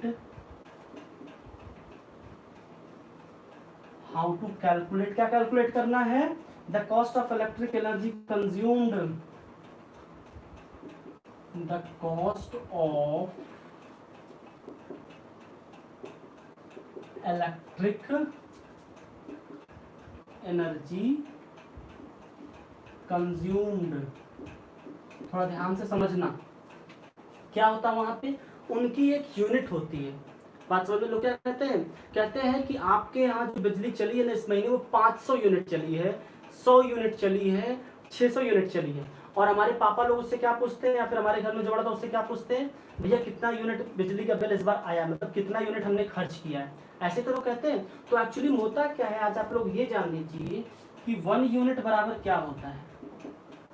ध्यान से समझना, अगर हम बात करें आपसे कि 1 यूनिट बराबर होता क्या है, मैं 1 यूनिट की बात क्यों कर रहा हूँ, क्योंकि होता क्या है कि बता था मैंने, जो हमारे पावर का जो कंजम्पशन होता है वो किस में होता है, वॉट में होता है।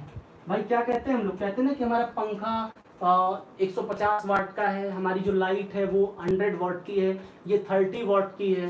अब तो 7 वाट का भी एलईडी आता है, नहीं तो पहले 100 वाट का बल्ब हुआ करता था, ठीक है। तो अब हम लोग क्या करते हैं, इसको वॉट में करते हैं। तो कितना आपने वॉट खर्च किया है, कितना आपने वॉट खर्च किया है और कितने घंटे में खर्च किया है, कितना वाट चलाया आपने, मतलब आपके घर में जो लाइट थी वो कितने वाट की थी, कितने घंटे जली है, अपॉन 1000। अपॉन 1000 में क्यों कर रहा हूँ, क्योंकि देखिए मैंने यहाँ पे वॉट लिखा है, और वॉट में क्यों लिख रहा हूँ, क्योंकि जो हमारे यहाँ इलेक्ट्रिकल एप्लायंसेस होते हैं मैक्सिमम वॉट में होते हैं। इसी को अगर आप किलो वॉट में करना चाहे तो आप इसको ये भी लिख सकते हैं, और करके 1 यूनिट बराबर क्या होता है, किलो वॉट, किलो वॉट करके इनटू आवर, मतलब कितना किलोवाट आपके घर में इलेक्ट्रिसिटी जली है, ठीक है, कितना किलोवाट आपके यहाँ इलेक्ट्रिसिटी चली है और कितने देर तक चली है, कितने देर से। अगर आपको पूरे महीने का निकालना है तो आप यहाँ पे 30 से मल्टीप्लाई कर सकते हो, 1 वीक का निकालना तो आप यहाँ पे 7 से मल्टीप्लाई कर सकते हो। और क्या करते हैं वो लोग, तो यही करते हैं ना भाई, देखते हैं कि कितना यूनिट्स आपका खर्च हो रहा है। तो किलो वॉट आवर होता है जो 1 यूनिट की वैल्यू होती है, या बताऊं आपसे मैं कि वॉट इंटू आर अपॉन 1000 होता है। क्यों होता है, क्योंकि हम लोग जानते हैं, लिख सकते हैं आप, we know what we know, हम लोग ये जानते हैं कि 1 kilowatt is equal to 1000 watt, ये हम लोग जानते हैं। तो वही तो मैंने यहाँ पे किया है, वॉट अपॉन 1000 लिखा है तो किलो वॉट इंटू आर लिखा है, ठीक है। तो ये 1 यूनिट की ये वैल्यू होती है, किलो वॉट इंटू आवर, ये बात समझ लीजिएगा। अब जैसे मान लो, अब तो जैसे मान लो मैंने तो आपको, ये तो मैंने आपको सिखा दिया। अब जैसे मान लो आपके घर में क्या हो रहा है, ठीक है, अभी थोड़ा कहानी समझना, थोड़ा कहानी समझना। आपके घर में क्या हो रहा है, कूलर आपका है, ठीक है, आपके घर में क्या है, एक कूलर है, ठीक, आपके घर में क्या है, एक कूलर है। तो अब ये कूलर की अगर आप निकालना चाहते हो कि मेरा कूलर जो है वो कितना बिजली कंज्यूम करता है, सर 1 यूनिट से यूज करने पे कितना पैसा लगता है, बता रहा हूँ, सब बता रहा हूँ, 2 मिनट वेट करो। तो अब जैसे आपने क्या किया, आपने कूलर की बात मैं फिर भी छोड़ दे रहा हूँ, अभी मैं क्या बात करता हूँ, एसी की बात करता हूँ। चलिए, जिनके यहाँ एसी लगी थोड़ा सा वो लोग जान ले। जैसे मान लो एसी है, ठीक है, तो लोग क्या कहते हैं कि ये 2000 वॉट की है, सुना होगा आपने, क्या सुना होगा, कहते हैं ना कि ये 2000 वॉट की एसी है। तो अब समझिए कि 2000 वॉट, 2000 वाट मतलब क्या हुआ कि 2 किलो वॉट हुआ। तो अब आप क्या कर रहे हो, अब आपने क्या किया कि आपको निकालना है कि मेरी एसी एक दिन में कितने टाइम के लिए चलती है। जैसे आपने क्या कहा, सर हमारे ज़्यादा तो नहीं चलती लेकिन कम से कम 10 घंटे चलती है। अब सोचिए आपके पास 2 किलो वॉट की एसी है, मतलब 2000 वॉट की एसी है, कितने घंटे चलती है, 10 घंटे चलती है। अब आप सोच रहे होंगे ना कि हमारे यहाँ एक दिन में कितना पावर कंज्यूम करती है एसी, तो आप कुछ नहीं करिए, निकाल लीजिए। यूनिट का हम लोग जानते हैं क्या होता है, यूनिट हमने देखा अभी क्या होता है, हमने यहीं पे भी देखा कि यूनिट बराबर क्या होता है भाई, होता क्या है, यहीं पे देखिए वॉट इंटू आवर अपॉन 1000, या तो किलो वाट आवर। तो कितना किलो वाट था, 2 किलो वॉट, कितने घंटे के लिए, 10 घंटे के लिए। अब देखिए यहाँ पे, ठीक है, अब देखिए यहाँ पे क्या हो, इसको मत लिखिए, सीधे यूनिट लिखते हैं। अब देखिए कितना यूनिट आ गया, 10 इंटू 2, बाप रे, कितना हो गया, 20 यूनिट। कितना बिजली कंज्यूम होगी भाई, कितना बिजली कंज्यूम हुई, 20 यूनिट। और अब देखिए 20 यूनिट बिजली कंज्यूम हुई, कितने, एक दिन में। अब आपसे मैंने क्या पूछा, बताइए एक महीने में कितना बिजली कंज्यूम होती है, तो इसमें यहीं पे 30 कर लो। अगर आपसे कोई पूछता है फॉर अ मंथ, एक महीने अगर आपसे कोई पूछता है तो कुछ मत करना, इसी में क्या करना, इंटू 30 कर देना। और अब मैं क्या किया, 20 इंटू 30 यूनिट कर दिया। मैंने क्या किया, 20 इंटू 30 यूनिट कर दिया। तो कितना हो जाएगा, 20 इंटू 30, 600 यूनिट,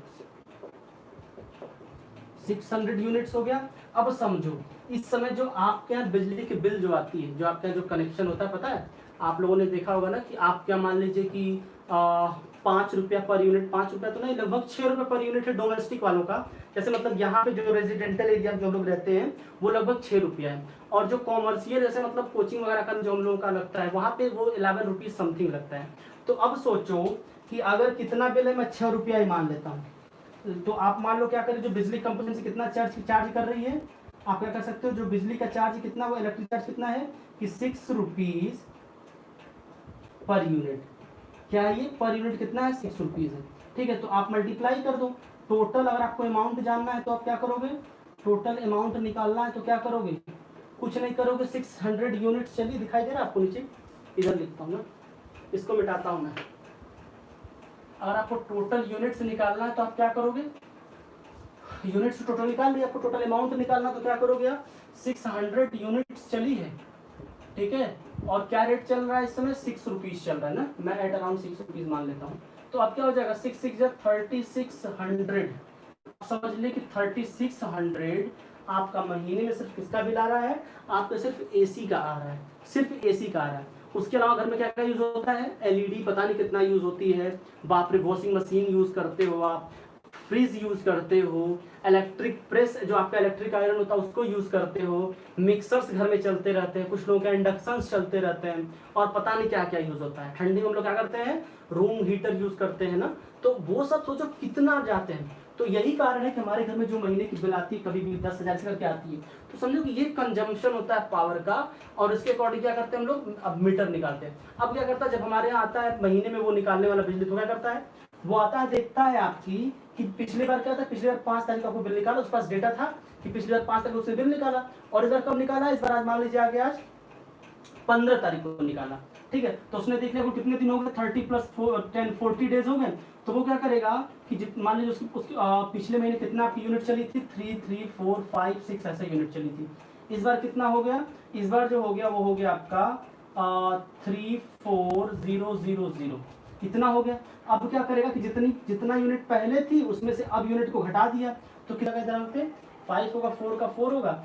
अब लेकिन 3 में से तो 4 जाएगा नहीं भाई, समझ, यहाँ पे क्या जाए 13 हो जाए, 13 में से 4 जाए, कितना बचेगा आपका 9 होगा। ठीक है, और यहाँ पे क्या हो गया आपका, इस पर ज़्यादा तो उल्टा मैंने कर दिया, एक्चुअली उल्टा घटाएगा वो, मतलब अभी ज़्यादा चला है तो क्या करेगा वो, इसमें से 34,000 में से 3,000, ठीक है, कितना 34,000 था तो 30,456 यूनिट घटाएगा। जितना यूनिट आएगा, मान लीजिए आपको आ रहा है एट अराउंड 500 यूनिट आ रहा है, मान लीजिए 500 यूनिट आया, तो 500 इंटू क्या करेगा, 6 से मल्टीप्लाई करेगा तो लगभग 3000 आएगा। तो ये आपको बिल निकाल के देके चला जाता है। बात समझ में आ गई, मैसेज, बात समझ में आ रही। हाँ देखो, मैं बताऊं आपको, जो मीटर की सेटिंग होती है, थोड़ा सा समझो, अभी मैं क्या उस पर बात करूं। हाँ सही बात आप कह रहे हैं कि क्या करते हैं कि मीटर को लोग इधर उधर कर देते हैं, कभी मीटर तेज चलने लगता है, मीटर को लोग धीरे कर देते हैं। कुछ लोग जुगाड़ू लोग हैं जो क्या करते हैं, मीटर को तेज कर देते हैं, मीटर को धीरे कर देते हैं। तो एक्चुअली में क्या होता है ना, वो मैग्नेट बेस्ड काम होता है, जो उसमें एक्चुअली इसमें क्या होता है, कह सकते हैं एक तरीके से कि एक मैग्नेट लगा होता है। वो बातें आप लोग जब बड़े होगे तब समझोगे। तो कभी कभी क्या होता है कि वो रुक जाता है, या फिर कभी कभी उसकी स्पीड थोड़ी सी धीरे हो जाती है। लेकिन ये सब खुरापाती काम हम आप लोगों को नहीं सिखाएंगे, बस आप लोगों को ये सिखाऊंगा जल्दी कि आप लोग बिजली का कंजम्पशन कम करिए। मतलब जितने जरूरत हो उतने ही कूलर चलाइए, जितने जरूरत उतना ही एसी को चलाइए। पूरे दिन भर रूम की लाइट जलती रहती है, आप पता चला छत पे घूम रहे हैं और आपके रूम का फैन चल रहा है ना, आप क्या कर रहे हो, आप पता चला जब किचन में हो, खाना बना रहे हो और आपके घर के सारे लाइट्स जल रही, सारे फैंस जल रहे हैं। ठीक है, जो हमारी इलेक्ट्रिक का जो जनरेट होता है वो कहाँ से होता है, कुछ तो रिन्यूएबल सोर्स होता है, कुछ नॉन रिन्यूएबल सोर्स होता है। तो आप बताओ, जो हमारे यहाँ जहाँ बता दूं मैं आपको कि इंडिया में जो सबसे ज्यादा इलेक्ट्रिसिटी का उत्पादन होता है, समझ में आ रहा है, जो क्रिएशन होता है वो कहाँ से होता है, वो होता है कोल से। और कोल क्या है पता होगा आपको, नॉन रिन्यूएबल सोर्स है। तो जब नॉन रिन्यूएबल सोर्स कोल है हमारा, तो हम लोग इलेक्ट्रिसिटी को मिसयूज करने का मतलब क्या कर रहे हैं हम लोग, आने वाली जो समय होगी पता है, जब आप लोग बड़े होंगे, जब आप लोगों की शादी होगी, जब आप लोगों के बच्चे होंगे, तो उनको इलेक्ट्रिसिटी काम में नहीं मिलने वाली है। बात समझिए कि आप इतना खर्च कर चुके होंगे, इतना पानी आप लोग बेवजह खर्च करते हैं कि जो आने वाला युग होगा, जो आने वाला टाइम होगा ना, जो आने वाली जनरेशन, उसको पानी ही नहीं मिलेगा। तो इसलिए हम लोग क्या कर रहे हैं, जो भी हमारे पास रिसोर्सेज है, चाहे हमारे लिए पानी हो, चाहे वो हमारे लिए इलेक्ट्रिसिटी, सबका हम लोग क्या करेंगे, एक लिमिटेड अमाउंट में यूज़ करेंगे। जितना कम से कम कर सकते उतना कम से कम यूज़ करेंगे। बात समझ में आ गई? तो ये इलेक्ट्रिक पावर कॉन्सेप्ट आपके समझ में आ गया होगा। अब हम लोगों को लास्ट टॉपिक जो देखनी है वो हीटिंग इफेक्ट ऑफ करंट देखनी है। ये सब लोगों को यूनिट निकालने आ गया क्या? अगर आप लोगों से अगर कभी कोई पूछता है, पापा अगर आपके पूछते हैं बताओ बाबू कि अगर इस बार 200 यूनिट बिल आई है, तो बताओ 200 यूनिट अगर बिल आई है तो बताओ कितना किलो वाट आवर कंजम्पशन हुआ है। या अगर आपसे कोई पूछता है कि इस बार जो कुल मिला जुला के हमारे घर में 5 बल्ब लगा हुआ है और पांचों बल्ब क्या है 10-10 वाट का है, पांचों बल्ब क्या है 10-10 वाट का है और डेली 10 घंटा जलता है, तो बताओ कि हमारी जो लाइट का कंजम्पशन होगा वो कितने यूनिट होगा? तो ये आप बता पाओगे क्या? बता लोगे, बिल्कुल बता लोगे, क्योंकि हमने सीख लिया है कि कैसे हम लोग क्या करना है, पावर के कंजम्पशन को निकालना है। इतनी बात समझ में आ गई। अब हम लोग क्या चलते हैं, heating effect of electric current थोड़ा सा देख लेते हैं। जो लास्ट टॉपिक है इस सिलेबस की, क्या है वो? Heating effect of electric current. ध्यान से देखते हैं, या हीटिंग इफेक्ट ऑफ करंट भी कह सकते हैं आप। हीटिंग इफेक्ट ऑफ करंट, ठीक है। ध्यान समझना कि जो हमारा करंट होता है ना, उसका हीटिंग इफेक्ट क्या होता है। किसी भी वायर में क्या होता है कि जब करंट मूव करता है, ध्यान समझना, जैसे ये वायर है, इसमें जब करंट मूव कर रहा है, ठीक है, तो क्या करता है कि ये वायर क्या करता है, इसको हीट भी करता है इसको, ठीक है। अब डिपेंड करता है कि इस वायर की क्वालिटी कैसी है, जितनी अच्छी इसकी क्वालिटी होगी या फिर जैसी इसकी क्वालिटी होगी, उसकी क्वालिटी बेस्ड करेगा इस वायर का हीटिंग। बात समझ में आ रही है? तो अगर हम लोग बात करते हैं ना कि इसके हीटिंग की बात करते हैं, तो याद रखिएगा एक्चुअली हीटिंग होता क्या है। अगर मैं आपसे बात करता हूँ कि ये हीटिंग एक्चुअली में है क्या, तो आप सीरियसली कह सकते हैं कि एक्चुअली में क्या होता है, ये एक तरीके से एक फेनोमेना होती है। क्या होती है ये? अगर मैं बात करूँ आपसे थोड़ा सा कि हीटिंग इफेक्ट की, तो बस ये जानिए कि आप एक्चुअली में क्या है कि ये फेनोमेना है। फेनोमेना में क्यों कह रहा हूँ भाई, क्या हो रहा है, किसी भी ऐसे कोई कंडक्टर को तो मैं नहीं कहूँगा, ना मैं इंसुलेटर कहूँगा, एलॉय को मैं कहूँगा। एलॉय समझ रहे हो ना, कि जो मिक्सचर होता है, किसका मिक्सचर होता है, होमोजेनियस मिक्सचर होता है। तो जो एलॉय होता है वो क्या करता है, उसकी रेसिस्टिविटी या रेसिस्टेंस जो होता है उसका काफी हाई होता है, ठीक है। तो जब उसका रेसिस्टेंस हाई होता है तो उसमें जब इलेक्ट्रिसिटी मूव करती है ना, जब इलेक्ट्रिसिटी उसमें मूव करती है तो क्या होती है, उसमें हिस्टैरिसीस होती है। और मैं एक बात बता दूं उससे पहले आपको कि मैंने आपको 3 चीजें बताई थी। क्या बताई थी? एक बताया था मैंने आपको कंडक्टर, दूसरा बताया था मैंने आपको इंसुलेटर, दूसरा कह सकते हो आप रेसिस्टेंस कह सकते हैं, रेसिस्टर कह सकते हो, ठीक है। तो कंडक्टर जिसमें इलेक्ट्रिसिटी कंडक्ट करते हो, जो गुड कंडक्टर जो क्या करता, जिसमें इलेक्ट्रिसिटी कंडक्ट करेगी वो कंडक्टर होगा, जो नहीं करेगी वो क्या होगा, इंसुलेटर होगा। तो ये हम लोग जानते हैं। तो अब अगर मैं बात करूं आपसे, मैंने आपसे ये भी बताया था कि अच्छा कंडक्टिविटी डिपेंड किस पे करती है, फ्री इलेक्ट्रॉन्स पे करती है। मैंने ये भी से बताया था आपको, किस पे डिपेंड करती है कंडक्टिविटी, फ्री इलेक्ट्रॉन्स पे करती है। मैंने आपको एक सर्किट बना के दिखाया था कि जैसे मान लो क्या हो रहा है, ये क्या हो रहा है, मैंने मतलब ये मेरा मान लो वायर है, ठीक है, ये मान लो मेरा वायर है और यहाँ मैंने क्या किया, बैटरी लगा दिया।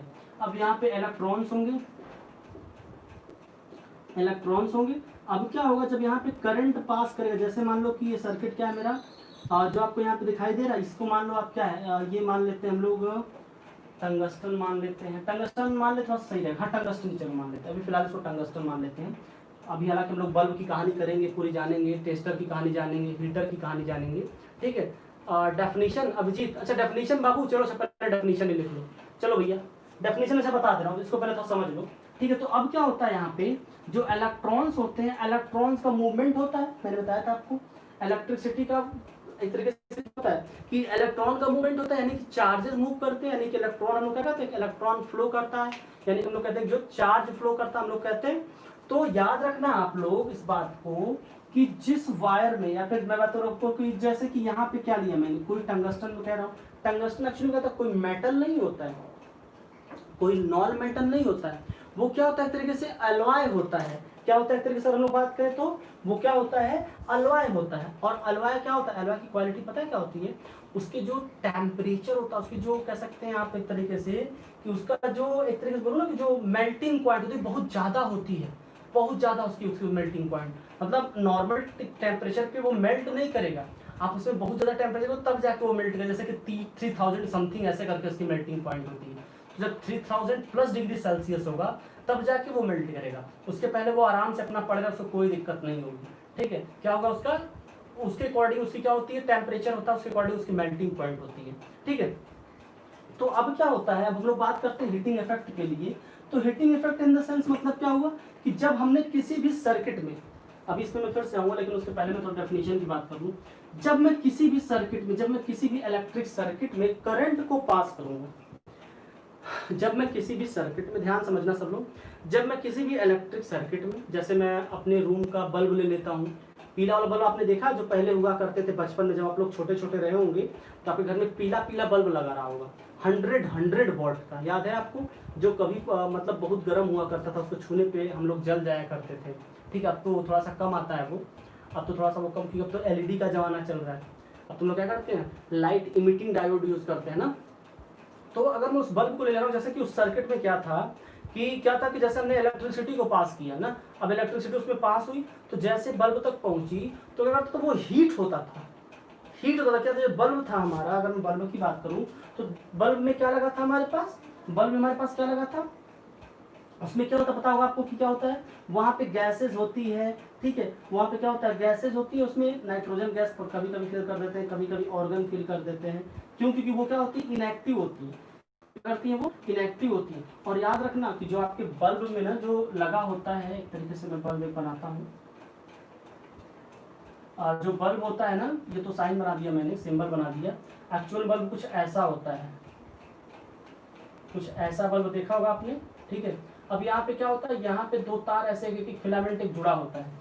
तो ये जो फिलामेंट होता है ना, ये किसका बना होता है, कोई बताएगा मुझे, हीटिंग इफेक्ट डिस्क्राइब लाइक, हाँ बिल्कुल सही बात है, ये जो फिलामेंट होता है बल्ब के अंदर किसका बना होता है भाई, जल्दी बताओ किसका बना होता है, बताए भाई कि जो बल्ब का जो फिलामेंट होता है वो किसका बना होता है, कोई बताएगा मुझे, टंगस्टन का होता है भैया, टंगस्टन का होता है, किसका होता है, टंगस्टन का होता है, किसका होता है, टंगस्टन का होता है। टंगस्टन क्यों होता है, क्योंकि इसकी मेल्टिंग पॉइंट बहुत हाई होती है। क्यों होता है, क्योंकि इसकी मेल्टिंग पॉइंट क्या होती है, इसकी जो मेल्टिंग पॉइंट होती है वो क्या होती है, वेरी हाई होती है। ये मतलब जो हम लोग कॉपर लगाते हैं, सिल्वर वायर लगाते हैं, आयरन लगाते हैं, उससे पूरा में बहुत ज़्यादा हाई होती है।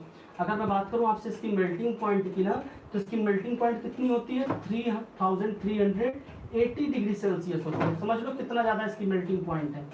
ठीक है, तो अब इतना ज़्यादा इसकी मेल्टिंग पॉइंट है, मतलब जब तक इतना डिग्री टेम्परेचर नहीं होगा इस फिलामेंट का जो टंगस्टन का बना हुआ है, तब तक ये ब्रेक डाउन नहीं होगा। अब होता क्या है इसमें, जैसे इसमें आपने इलेक्ट्रिसिटी पास किया, जैसे भाई क्या था, आपने यहाँ पे बैटरी लगाई थी, एक इसको प्लस टर्मिनल से जोड़ दिया, इसको नेगेटिव से जोड़ दिया, ये नेगेटिव था ये प्लस था। जैसे ही आपने क्या किया, इसको बैटरी से अपने कनेक्ट किया है, कोई वायर से कनेक्ट किया, वैसे यहाँ पे एक स्विच चाहो तो लगा सकते हो, एक स्विच लगा दो जो ऑन मोड में है। ठीक है, एमीटर लगा सकते हो, वोल्टमीटर भी लगा सकते हो, और आपका मन करता हो तो लगा सकते हो। तो जैसे ही आपने स्विच को ऑन किया और इस बल्ब में क्या हुआ कि करंट पहुंचा, होगा क्या अब यहाँ पे, और क्या होगा कि अब चूंकि क्या हो रहा है, देखो समझो कि यहाँ पे क्या हो रहा है, इलेक्ट्रॉन्स तो यहाँ से आ रहे हैं लगातार, भाई क्या हो रहा है, चार्जेस का तो फ्लो हो रहा है, पोटेंशियल डिफरेंस जितना डिफरेंस उसमें क्या होगा, इतना यहाँ पे इलेक्ट्रॉन फ्लो होगा। अब यहाँ पे हीट करेगा वो इलेक्ट्रॉन, अगर इलेक्ट्रॉन हीट करेगा हीट करेगा हीट करेगा, और जैसे इसमें क्या इमिट होगी, लाइट इमिट होगी। और वो लाइट इतनी अच्छी होती है, जिससे मतलब कैसा कितनी पावरफुल होती है कि पूरा हमारे कमरे को क्या करती है वो, पूरे हमारे कमरे को क्या करती है वो, एक तरीके से ग्लो कर देती है, पूरा हमारे कमरे में इसका क्या होता है, उजाला हो जाता है।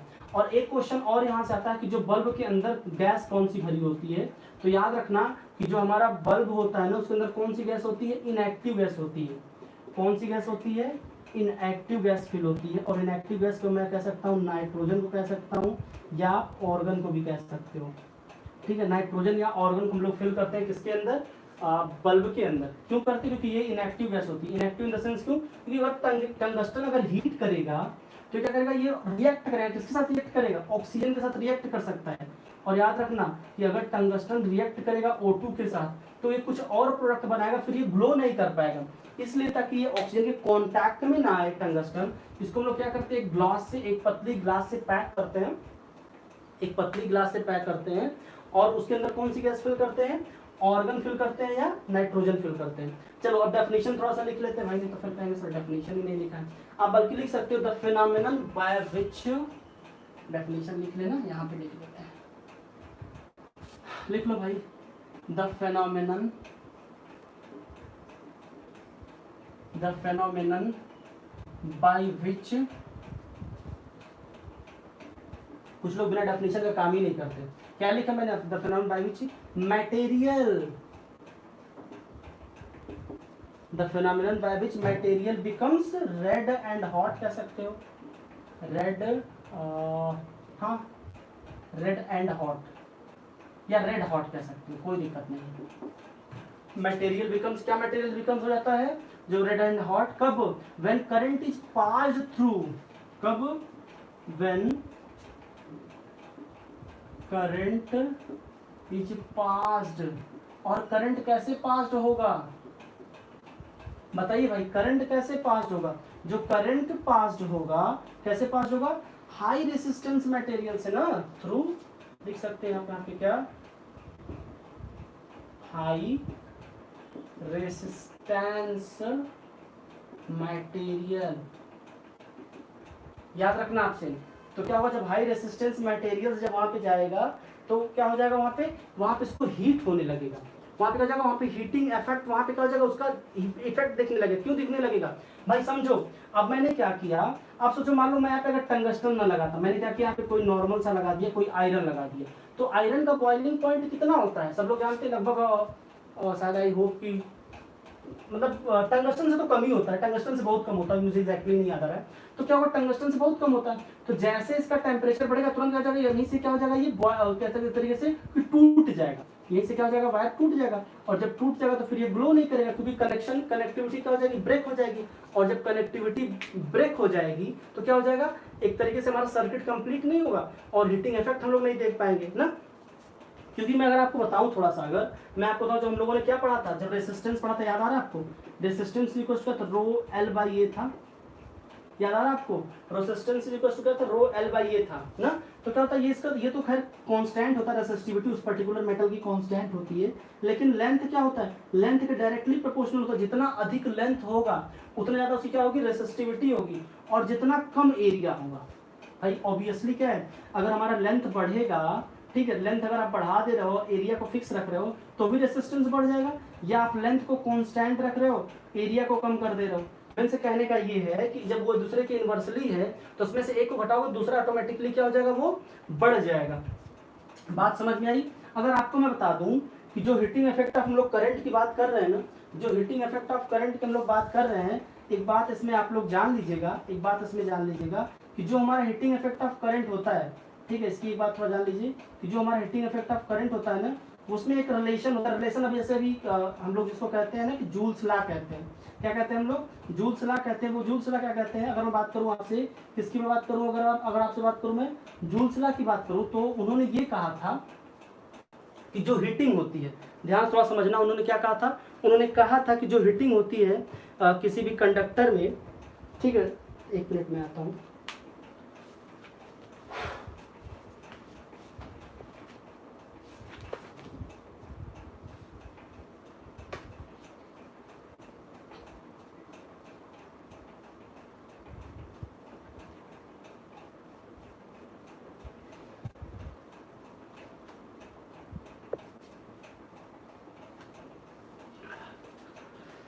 हाँ जी चलिए, मैंने कह रहा था आपसे, मैं बात करता किसकी, जूल साहब की बात कर रहा था। तो ये आपने बात समझ ली, अगर ये बात समझ, इसको मिटा रहा हूँ मैं, डेफिनेशन भी समझ लिया आपने। एक फेनोमेना होता है जिसमें क्या होता है, हाई रेसिस्टेंस वायर लगा के हम लोग क्या करते हैं, किसी भी वायर को हीट कर सकते हैं, जब उस पर करंट पास करेंगे, लेकिन कब हीट होगा वो, जब उसका रेसिस्टेंस बहुत हाई होगा। अगर रेसिस्टेंस लो है तो उसमें क्या हो जाएगा, वो कह सकते हो वो हीट नहीं करेगा, वो ब्रेक डाउन हो जाएगा, वो टूट जाएगा।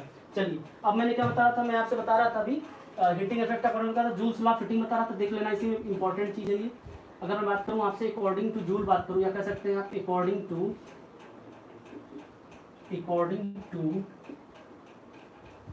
जूल्स लॉ ऑफ हीटिंग, इन्होंने क्या कहा था, किसी भी वायर में, ध्यान समझना, किसी भी वायर में क्या होता है कि जो हीट प्रोड्यूस्ड होती है वो डायरेक्टली प्रोपोर्शनल होती है किसके, सबसे पहले याद रखना, स्क्वायर ऑफ करंट के। क्या कहा था इन्होंने कि जो हीट प्रोड्यूस्ड होती है वो डायरेक्टली प्रोपोर्शनल किसके होती है, कि जो उसमें करंट फ्लो कर रहा है, कितना करंट फ्लो कर रहा है उसके स्क्वायर के बराबर। दूसरा क्या बताया था इन्होंने कि जो हीट होती है मतलब तार कितना गर्म होगा, ये डायरेक्टली प्रोपोर्शनल होता है किसके, कि उस तार का रेसिस्टेंस कितना है। जितना अधिक उस तार का रेसिस्टेंस होगा उतना अधिक वो हीट होगा। तीसरी बात ये भी है कि जो हीट होती है मतलब जो गर्मी, जो वायर गर्म होता है वो डायरेक्टली प्रोपोर्शनल होता है टाइम के, मतलब कितना टाइम पीरियड तक उसमें आप करंट पास करा रहे हो। बात समझ में आ रही है? ठीक है। मैंने कहा था आपसे कि 2-3 बातें। पहले आप याद रखना कि जो हीटर होता है, जो हीट होता है, कोई भी वायर हीट हो रहा है वो किस पे डिपेंड करेगा, सबसे पहले करंट पे डिपेंड करेगा, उसमें करंट आप कितना फ्लो करा रहे हो। दूसरा किस पे डिपेंड करेगा, उसकी रेसिस्टिविटी कितना, उसका रेसिस्टेंस कितना है, तीसरा किस पे डिपेंड करेगा, उसमें कितने टाइम तक, कितने सेकंड तक आप क्या करा रहे हो, उसमें करंट को पास करा। तो इसको हम लोग चाहें तो ऐसे करके लिख सकते हैं यहाँ पे क्या, कि H is directly proportional to I square RT। कह सकते हो क्या, बोलो भाई, कह सकते हो कि नहीं कि H is directly proportional to I square T। क्यों कह रहा हूं मैं, क्योंकि जो हमारा हीट है वो क्या होता है, करंट के डायरेक्टली, करंट के स्क्वायर के डायरेक्टली प्रोपोर्शनल, रेजिस्टेंस के डायरेक्टली प्रोपोर्शनल और टाइम पीरियड के डायरेक्टली प्रोपोर्शनल होता है। इसी को हम लोग बोलते हैं जूल्स लॉ ऑफ हीटिंग। आप कह सकते हैं according to Joule's law of heating the heating produced in any wire is directly proportional to square of current, resistance of wire and time period for which the current is drawn. बात समझ में आ गई? तो ये क्या होता है, boiling point, हाँ बिल्कुल सही बात है। अच्छा इतना होता है ना, देखिए तो ठीक है, अगर आपकी बात सही है तब भी 2800 ही है, उसका कितना 33,000 था, तो डिफरेंस तो होगा ही होगा। तो अब देखो यहाँ पे क्या है कि हम लोग कह सकते हैं कि जो जूल्स लॉ हीटिंग वो क्या कहता है, जूल्स लॉ हीटिंग ये कहता है कि किसी भी सर्किट में, किसी भी क्लोज सर्किट में जो हीटिंग होगी वो डायरेक्टली प्रोपोर्शनल होगी, कितना उसमें आप करंट फ्लो करा रहे हो, साथ में उसका कितना रेसिस्टेंस है और कितने टाइम तक आप क्या कर रहे हो उसमें हीट को प्रोड्यूस करा रहे हो। ठीक है, ये जूल्स लॉ ऑफ हीटिंग होता है। इसको कम से कम आप लोग याद रखिएगा, इसमें कुछ आपको न्यूमेरिकल्स भी करने को मिल जाएंगे, ऐसे ही मिल जाएंगे कि आपको करंट दे दिया गया, रेसिस्टेंस दे दिया गया, टाइम दे दिया गया, हीट निकालिए, तो हीट आप निकाल सकते हो, आराम से निकाल सकते हो। अब एक बात थोड़ा सा देखो कि अगर मैंने क्या किया, अगर मुझे किसी भी वायर, मैंने कहा कि मैंने करंट को खूब बढ़ा दिया, खूब करंट बढ़ा दिया, तो क्या हो जाएगा, वो जो कंडक्टर वो खूब हीट होने लगेगा, खूब हीट होने लगेगा। या तो मैंने खूब रेसिस्टेंस बढ़ा दिया उसका, खूब रेसिस्टेंस बढ़ा दिया एकदम बहुत ज्यादा, मतलब कितना भी आप इसको गर्म करो, ये बॉयल मतलब कभी भी ब्रेक डाउन होगा ही, ये कभी बॉयल ही नहीं होगा। या फिर मैंने क्या किया, लगातार एक बहुत ज्यादा टाइम तक हम लोग क्या करते हैं उसमें हीट देते रहते हैं। अरे भाई आपको मैं कहानी बताता हूँ, कहानी नहीं बताऊंगा आपको, रियल बताऊंगा।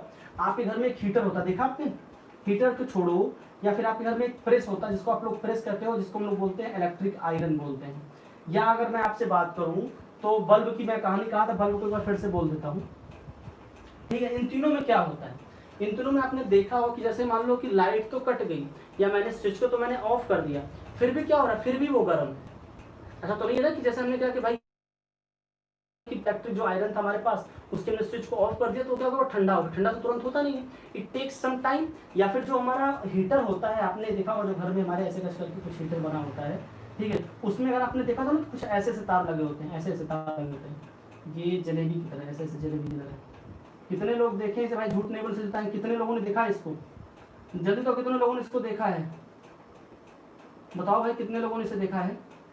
जो घर में हीटर था पहले, जो ठंडी वगैरह में वो क्या करते थे हम लोग, हाथ पैर सेकने के लिए, अभी भी हमारे गांव वगैरह में है, क्योंकि उनको तो ज़्यादा बिजली का बिल देना नहीं होता है गाँव वालों को, तो वो लोग क्या करते हैं, इसको खूब यूज़ करते हैं।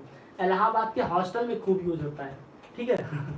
इलाहाबाद के क्या होता है, यहाँ पे हॉस्टल में ये हीटर खूब यूज़ होता है। तो इस हीटर की मैं अगर बात बताऊँ आपसे, ठीक है, इस हीटर की मैं आपसे कहानी बताऊं तो क्या होता है, ये कुछ मतलब एप्लीकेशंस होते हैं। किसके एप्लीकेशंस होते हैं, हीटिंग इफेक्ट के। कौन कौन से एप्लीकेशन बेसिकली होते हैं, अगर मैं इसके एप्लीकेशन की बात करूं तो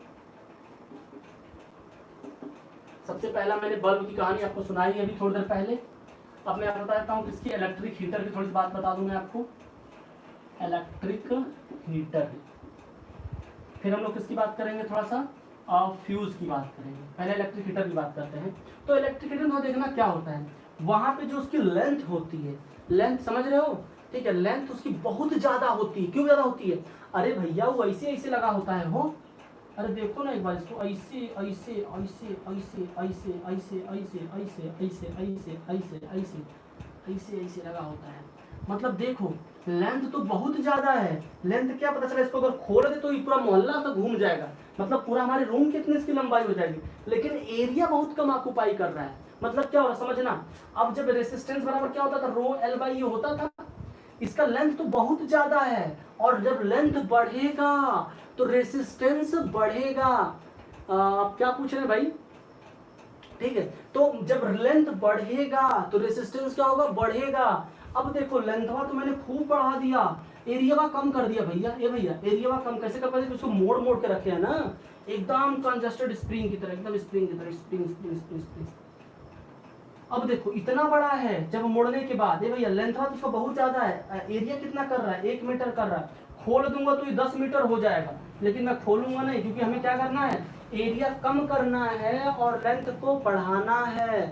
ठीक है, हाँ जस्ट लाइक जलेबी, बिल्कुल सही कह रहे हैं, जलेबी जो लोग खाए वो लोग जानते हो। तो अब क्या होता है कि इसकी लेंथ बहुत ज्यादा होती है, एरिया बहुत कम होता है, जो कि रेसिस्टेंस को बढ़ाता है। और एक जो रो है ना, ये रो कहता है तो उसका खैर कांस्टेंट होता है।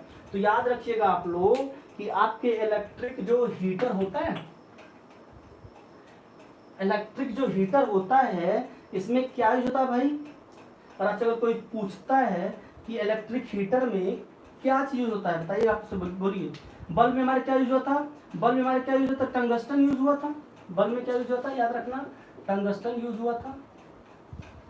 और यहाँ पे क्या होता है, कभी कभी हम लोग कह सकते हैं कि टंगस्टन के जिसका जो जो मतलब बात मैं करूँ आपसे, कि जो हमारा इलेक्ट्रिक हीटर होता है ना, इसमें कौन से मटेरियल का यूज होता है? मुझे कोई बताएगा इसमें कौन से मटेरियल का यूज होता है? अरे नाइक्रोम होता है भाई, नाइक्रोम से भी बनता है। ठीक है, नाइक्रोम से भी बनता है। और एक्चुअली में तो चाहे टंगस्टन हो चाहे नाइक्रोम हो, ये दोनों क्या है? दोनों एलॉय हैं। याद रखना, दोनों क्या है? एलॉय हैं। और एलॉय क्या होता है? होमोजीनियस मिक्सचर होता है। होमोजीनियस मिक्सचर जानते हो ना, क्लास 9 में मैंने बताया था आपको, होमोजीनियस मिक्सचर। अच्छा, होमोजीनियस मिक्सचर किस चीज का मिक्सचर होता है भाई? बात बताना मुझे। तो होमोजीनियस मिक्सचर किसका होता है? ये होमोजीनियस मिक्सचर होता है किस मेटल्स का होता है? और होमोजीनियस मिक्सचर क्या होता है? होमोजीनियस मिक्सचर क्या होता है भाई? जहाँ पे क्या दो मिक्सचर पढ़ा था हमने, एक पढ़ा था हेट्रोजीनियस, दूसरा पढ़ा था होमोजीनियस। तो हेट्रोजीनियस में क्या था? जो चीजें जहाँ पे हमारा सोल्यूशन, किसी भी सोल्यूशन के अंदर सॉल्यूट और क्या था, दो चीजें थी। हालांकि मुझे भी केमिस्ट्री की बातें नहीं, अभी मुझे फिजिक्स याद आ रहा है। ठीक है, हमने आपको जब सोल्यूशन पढ़ाया था, तो सोल्यूशन में क्या होता है? सोल्यूशन किससे मिलकर बनता है? एक तो सॉल्यूट होता है, और दूसरा क्या होता है सोल्यूशन भाई? सॉल्वेंट होता है। बिल्कुल सही बात है, सॉल्वेंट होता है। तो जहाँ पे सॉल्वेंट और सोल्यूट बराबर बराबर होता है, मतलब पूरा डिजॉल्व होता है, वो हमारा होता है होमोजीनियस मिक्सचर। ठीक है, तो जो नाइक्रोम या टंगस्टन, तो एक्चुअली क्या होता है, ये एलॉय होते हैं, ये कोई मेटल नहीं होते हैं। ठीक है, ताकि इनकी रेसिस्टिविटी बहुत ज़्यादा बढ़ा दी जाए, कि जल्दी क्या हो, किसी भी स्थिति में, नॉर्मल कंडीशन में क्या हो, ये कभी भी क्या करें? बॉयल ना करें। यही कारण है जो हमारा हीटर होता है, जो हमारे घर में जिसपे क्या करते हैं, जिसपे हम लोग हाथ पैर सेकते हैं, या हॉस्टल में यहाँ पे खाना बनाते हैं, वो कभी भी क्या होता है, वो इलेक्ट्रिसिटी तो बहुत ले रहा है, रेसिस्टेंस उसका बहुत ज्यादा है, लेकिन वो क्या कर रहा है? वो पिघल नहीं रहा। पिघलता कब पता है? अच्छा, आपने कभी क्या करना, इसी हीटर को क्या किया, आपने खोल दिया, मतलब कुछ ऐसे हीटर का स्ट्रक्चर था, और आपने इसको इतना दूर आपने इसको खोल दिया, तो अब यहीं से पिघलेगा, जो इसका वायर ना यहीं से पिघले। क्यों यहीं से पिघलेगा? क्योंकि इसकी यहाँ पे लेंथ तो बढ़ गई, लेकिन सरफेस एरिया इसका बहुत कम हो गया, एरिया इसका कम हो गया। जब एरिया कम हो जाएगा तो यहीं पे क्या हो जाएगा, ये यहीं से ब्रेक डाउन हो जाएगा, और ये टुकड़ा इधर हो जाएगा, ये टुकड़ा इधर हो जाएगा, और आपका हीटर क्या हो जाएगा? बंद हो जाएगा। बात समझ में आ गई? बात समझ में आ गई? अगर इतनी बात समझ में आ गई तो आप याद रखना कि जो इलेक्ट्रिक हीटर था, इसलिए उसका स्ट्रक्चर कुछ ऐसा होता है। अभी बात करते हैं हम लोग फ्यूज की, तो हम लोग फ्यूज की बात कर लेते हैं। फ्यूज भी हमारा बड़ा काम का एलॉय है भाई। फ्यूज क्या करता है हमारा पता? अब तो आजकल खैर हमारे घर में एमसीबी यूज हो रही, पता है कि नहीं आपको? आजकल हमारे घर में क्या यूज होता है? एमसीबी यूज होती है। एमसीबी क्यों यूज होती है? कि जैसे भी थोड़ा सा हमारी बिजली के कह सकते हैं कि कहते हैं कि थोड़ा वोल्टेज ज्यादा हो जाता है कभी कभी, ठीक है, तो क्या होता है, वो ऑटोमेटिकली ब्रेक हो जाता है। क्यों ब्रेक हो जाता है? एक्चुअली में कुछ स्ट्रक्चर हमारे फ्यूज का कुछ ऐसा होता है, जिन लोगों ने देखा वो लोग जानते होंगे। अब तो खैर लोग फ्यूज देखते हैं, एमसीबी, तो लोग फ्यूज नहीं, एक्चुअली उस फ्यूज में एमसीबी इसी प्रिंसिपल पे काम करती है। इसमें एक पतला सा वायर होता है, ठीक है, एक पतला सा वायर होता है। अब देखो क्या होगा कि जो ये वायर होता है ना, इसका जो बॉइलिंग पॉइंट होता है वो बहुत कम होता है। क्या होता है? लो बॉइलिंग पॉइंट होता है। क्या होता है? लो बॉइलिंग पॉइंट होता है। जब सोचो, अब इसमें जब लो बॉइलिंग पॉइंट है, तो जैसे ही आपका वोल्टेज ज्यादा होगा, वोल्टेज ज्यादा होगा तो ज्यादा ये हीट होगा, ठीक है, ठीक है, जब ज्यादा वोल्टेज होगा तो ज्यादा ही हीट होगा। जब ज्यादा हीट हो जाएगा ये, तो तुरंत क्या हो जाएगा, ये कहीं से कहीं बॉयल करके और ये क्या जाएगा, ये ब्रेक डाउन हो जाएगा और ये टूट जाएगा। और जब ये टूट गया तो आपके घर के जितने भी इलेक्ट्रॉनिक गैजेट्स, आपकी टीवी थी, आपका वॉशिंग मशीन था, आपका फ्रिज था, कब सब क्या हो गया, सब सेफ बच गया। क्यों सेफ बचा? क्योंकि यहीं से वो पूरे घर में कनेक्शन जा रहे थे और यही फ्यूज क्या हो गया, ये ब्रेक हो गया। ये बात समझ में आई? अगर ये बात समझ में आ गई तो आपको ये भी बात समझ में आ जानी चाहिए। क्या बात समझ में आनी चाहिए कि जो हमारा कह सकते हैं जो हमारा जो घर में जो फ्यूज लगा होता है वो क्या होता है, एक ऐसे मेटल जिसकी बहुत लो मेल्टिंग पॉइंट होती है। ठीक है, लो मेल्टिंग पॉइंट क्यों होती है? लो मेल्टिंग पॉइंट इसलिए होती है कि अगर इसकी मेल्टिंग पॉइंट को हम लोग थोड़ा सा लो रखेंगे तभी क्या हो जाएगा, हमारा जो मेटल उसमें लगा है जैसे ही बहुत ज़्यादा उसमें करंट आने लगेगा या तो उसमें बताऊँ मैं बहुत ज़्यादा वोल्टेज हो जाएगा, तुरंत क्या हो जाएगा, वो तुरंत क्या करेगा, तुरंत वो ब्रेक कर जाएगा। बात समझ में आ गई? यही कारण है कि इसमें हमारा क्या होता है, एकदम पतला वायर लगाया जाता है। इतनी बात समझ में आ गई? अगर इतनी बात समझ में आ गई, हाँ मिनिएचर सर्किट ब्रेकर होता है एमसीबी का फुल फॉर्म। आजकल घर में एमसीबी ही यूज हो रही है, अब तो फ्यूज नहीं यूज हो रहा है, मिनिएचर सर्किट ब्रेकर होता है। ठीक है, तो अगर ये बात अगर आपको समझ में आ गई और पूरी कहानी क्लियर है तो चैप्टर भी आज हमारा क्लियर है। ठीक है, चैप्टर भी हमारा क्लियर है और हम लोग क्या करेंगे, कुछ न्यूमेरिकल्स करने हैं, आज करेंगे कल कर, जल्दी बताओ। कुछ न्यूमेरिकल्स करना है, रेसिस्टेंस को हम लोग अरेंज करेंगे सीरीज और पैरेलल में, वहाँ से कुछ न्यूमेरिकल्स करेंगे और न्यूमेरिकल्स हम लोगों को पावर वाले सेक्शन से करना है। 2 जगह से न्यूमेरिकल्स यहाँ पे आते हैं, तो न्यूमेरिकल से कहिए तो कल करें, कहिए तो आज का, जैसा भी आप लोग कहिए, या तो कहिए कल ही करते हैं, एनसीईआरटी की एक्सरसाइज करते हैं, वहाँ पे क्वेश्चंस भी कुछ हमारे पास हैं न्यूमेरिकल्स के, और नहीं हुए तो कुछ हम लोग क्या करेंगे, अलग से करेंगे। हाँ बिल्कुल मैं समझ रहा हूँ ठीक है, हम समझ रहे थे, हम जानते थे कि आप लोगों से पूछने का मतलब कि कल ही होगा। ठीक है, तो कोई बात नहीं, हम लोग कल एक्सरसाइज करते हैं, आप एक बार ट्राई कर लीजिएगा। इन टेक्स्ट क्वेश्चंस भी करेंगे हम लोग और एक्सरसाइज क्वेश्चंस भी करेंगे। तब तक के लिए आप सब लोगों को खुदा हाफिज, पढ़ते रहिए भाई, खूब पढ़िए और एकदम मस्त रहिए, एकदम हैप्पी रहा करिए। हाँ सर रहने दीजिए कल, हाँ हाँ हाँ बिल्कुल बिल्कुल, कल केवल क्वेश्चन आंसर्स और न्यूमेरिकल ही करेंगे। ठीक है, so that's all for today, have a great night. किसी को कोई प्रॉब्लम हो, कोई डाउट हो तो मुझे क्या कर सकता है, वो बता सकता है। ठीक है, बाय बाय।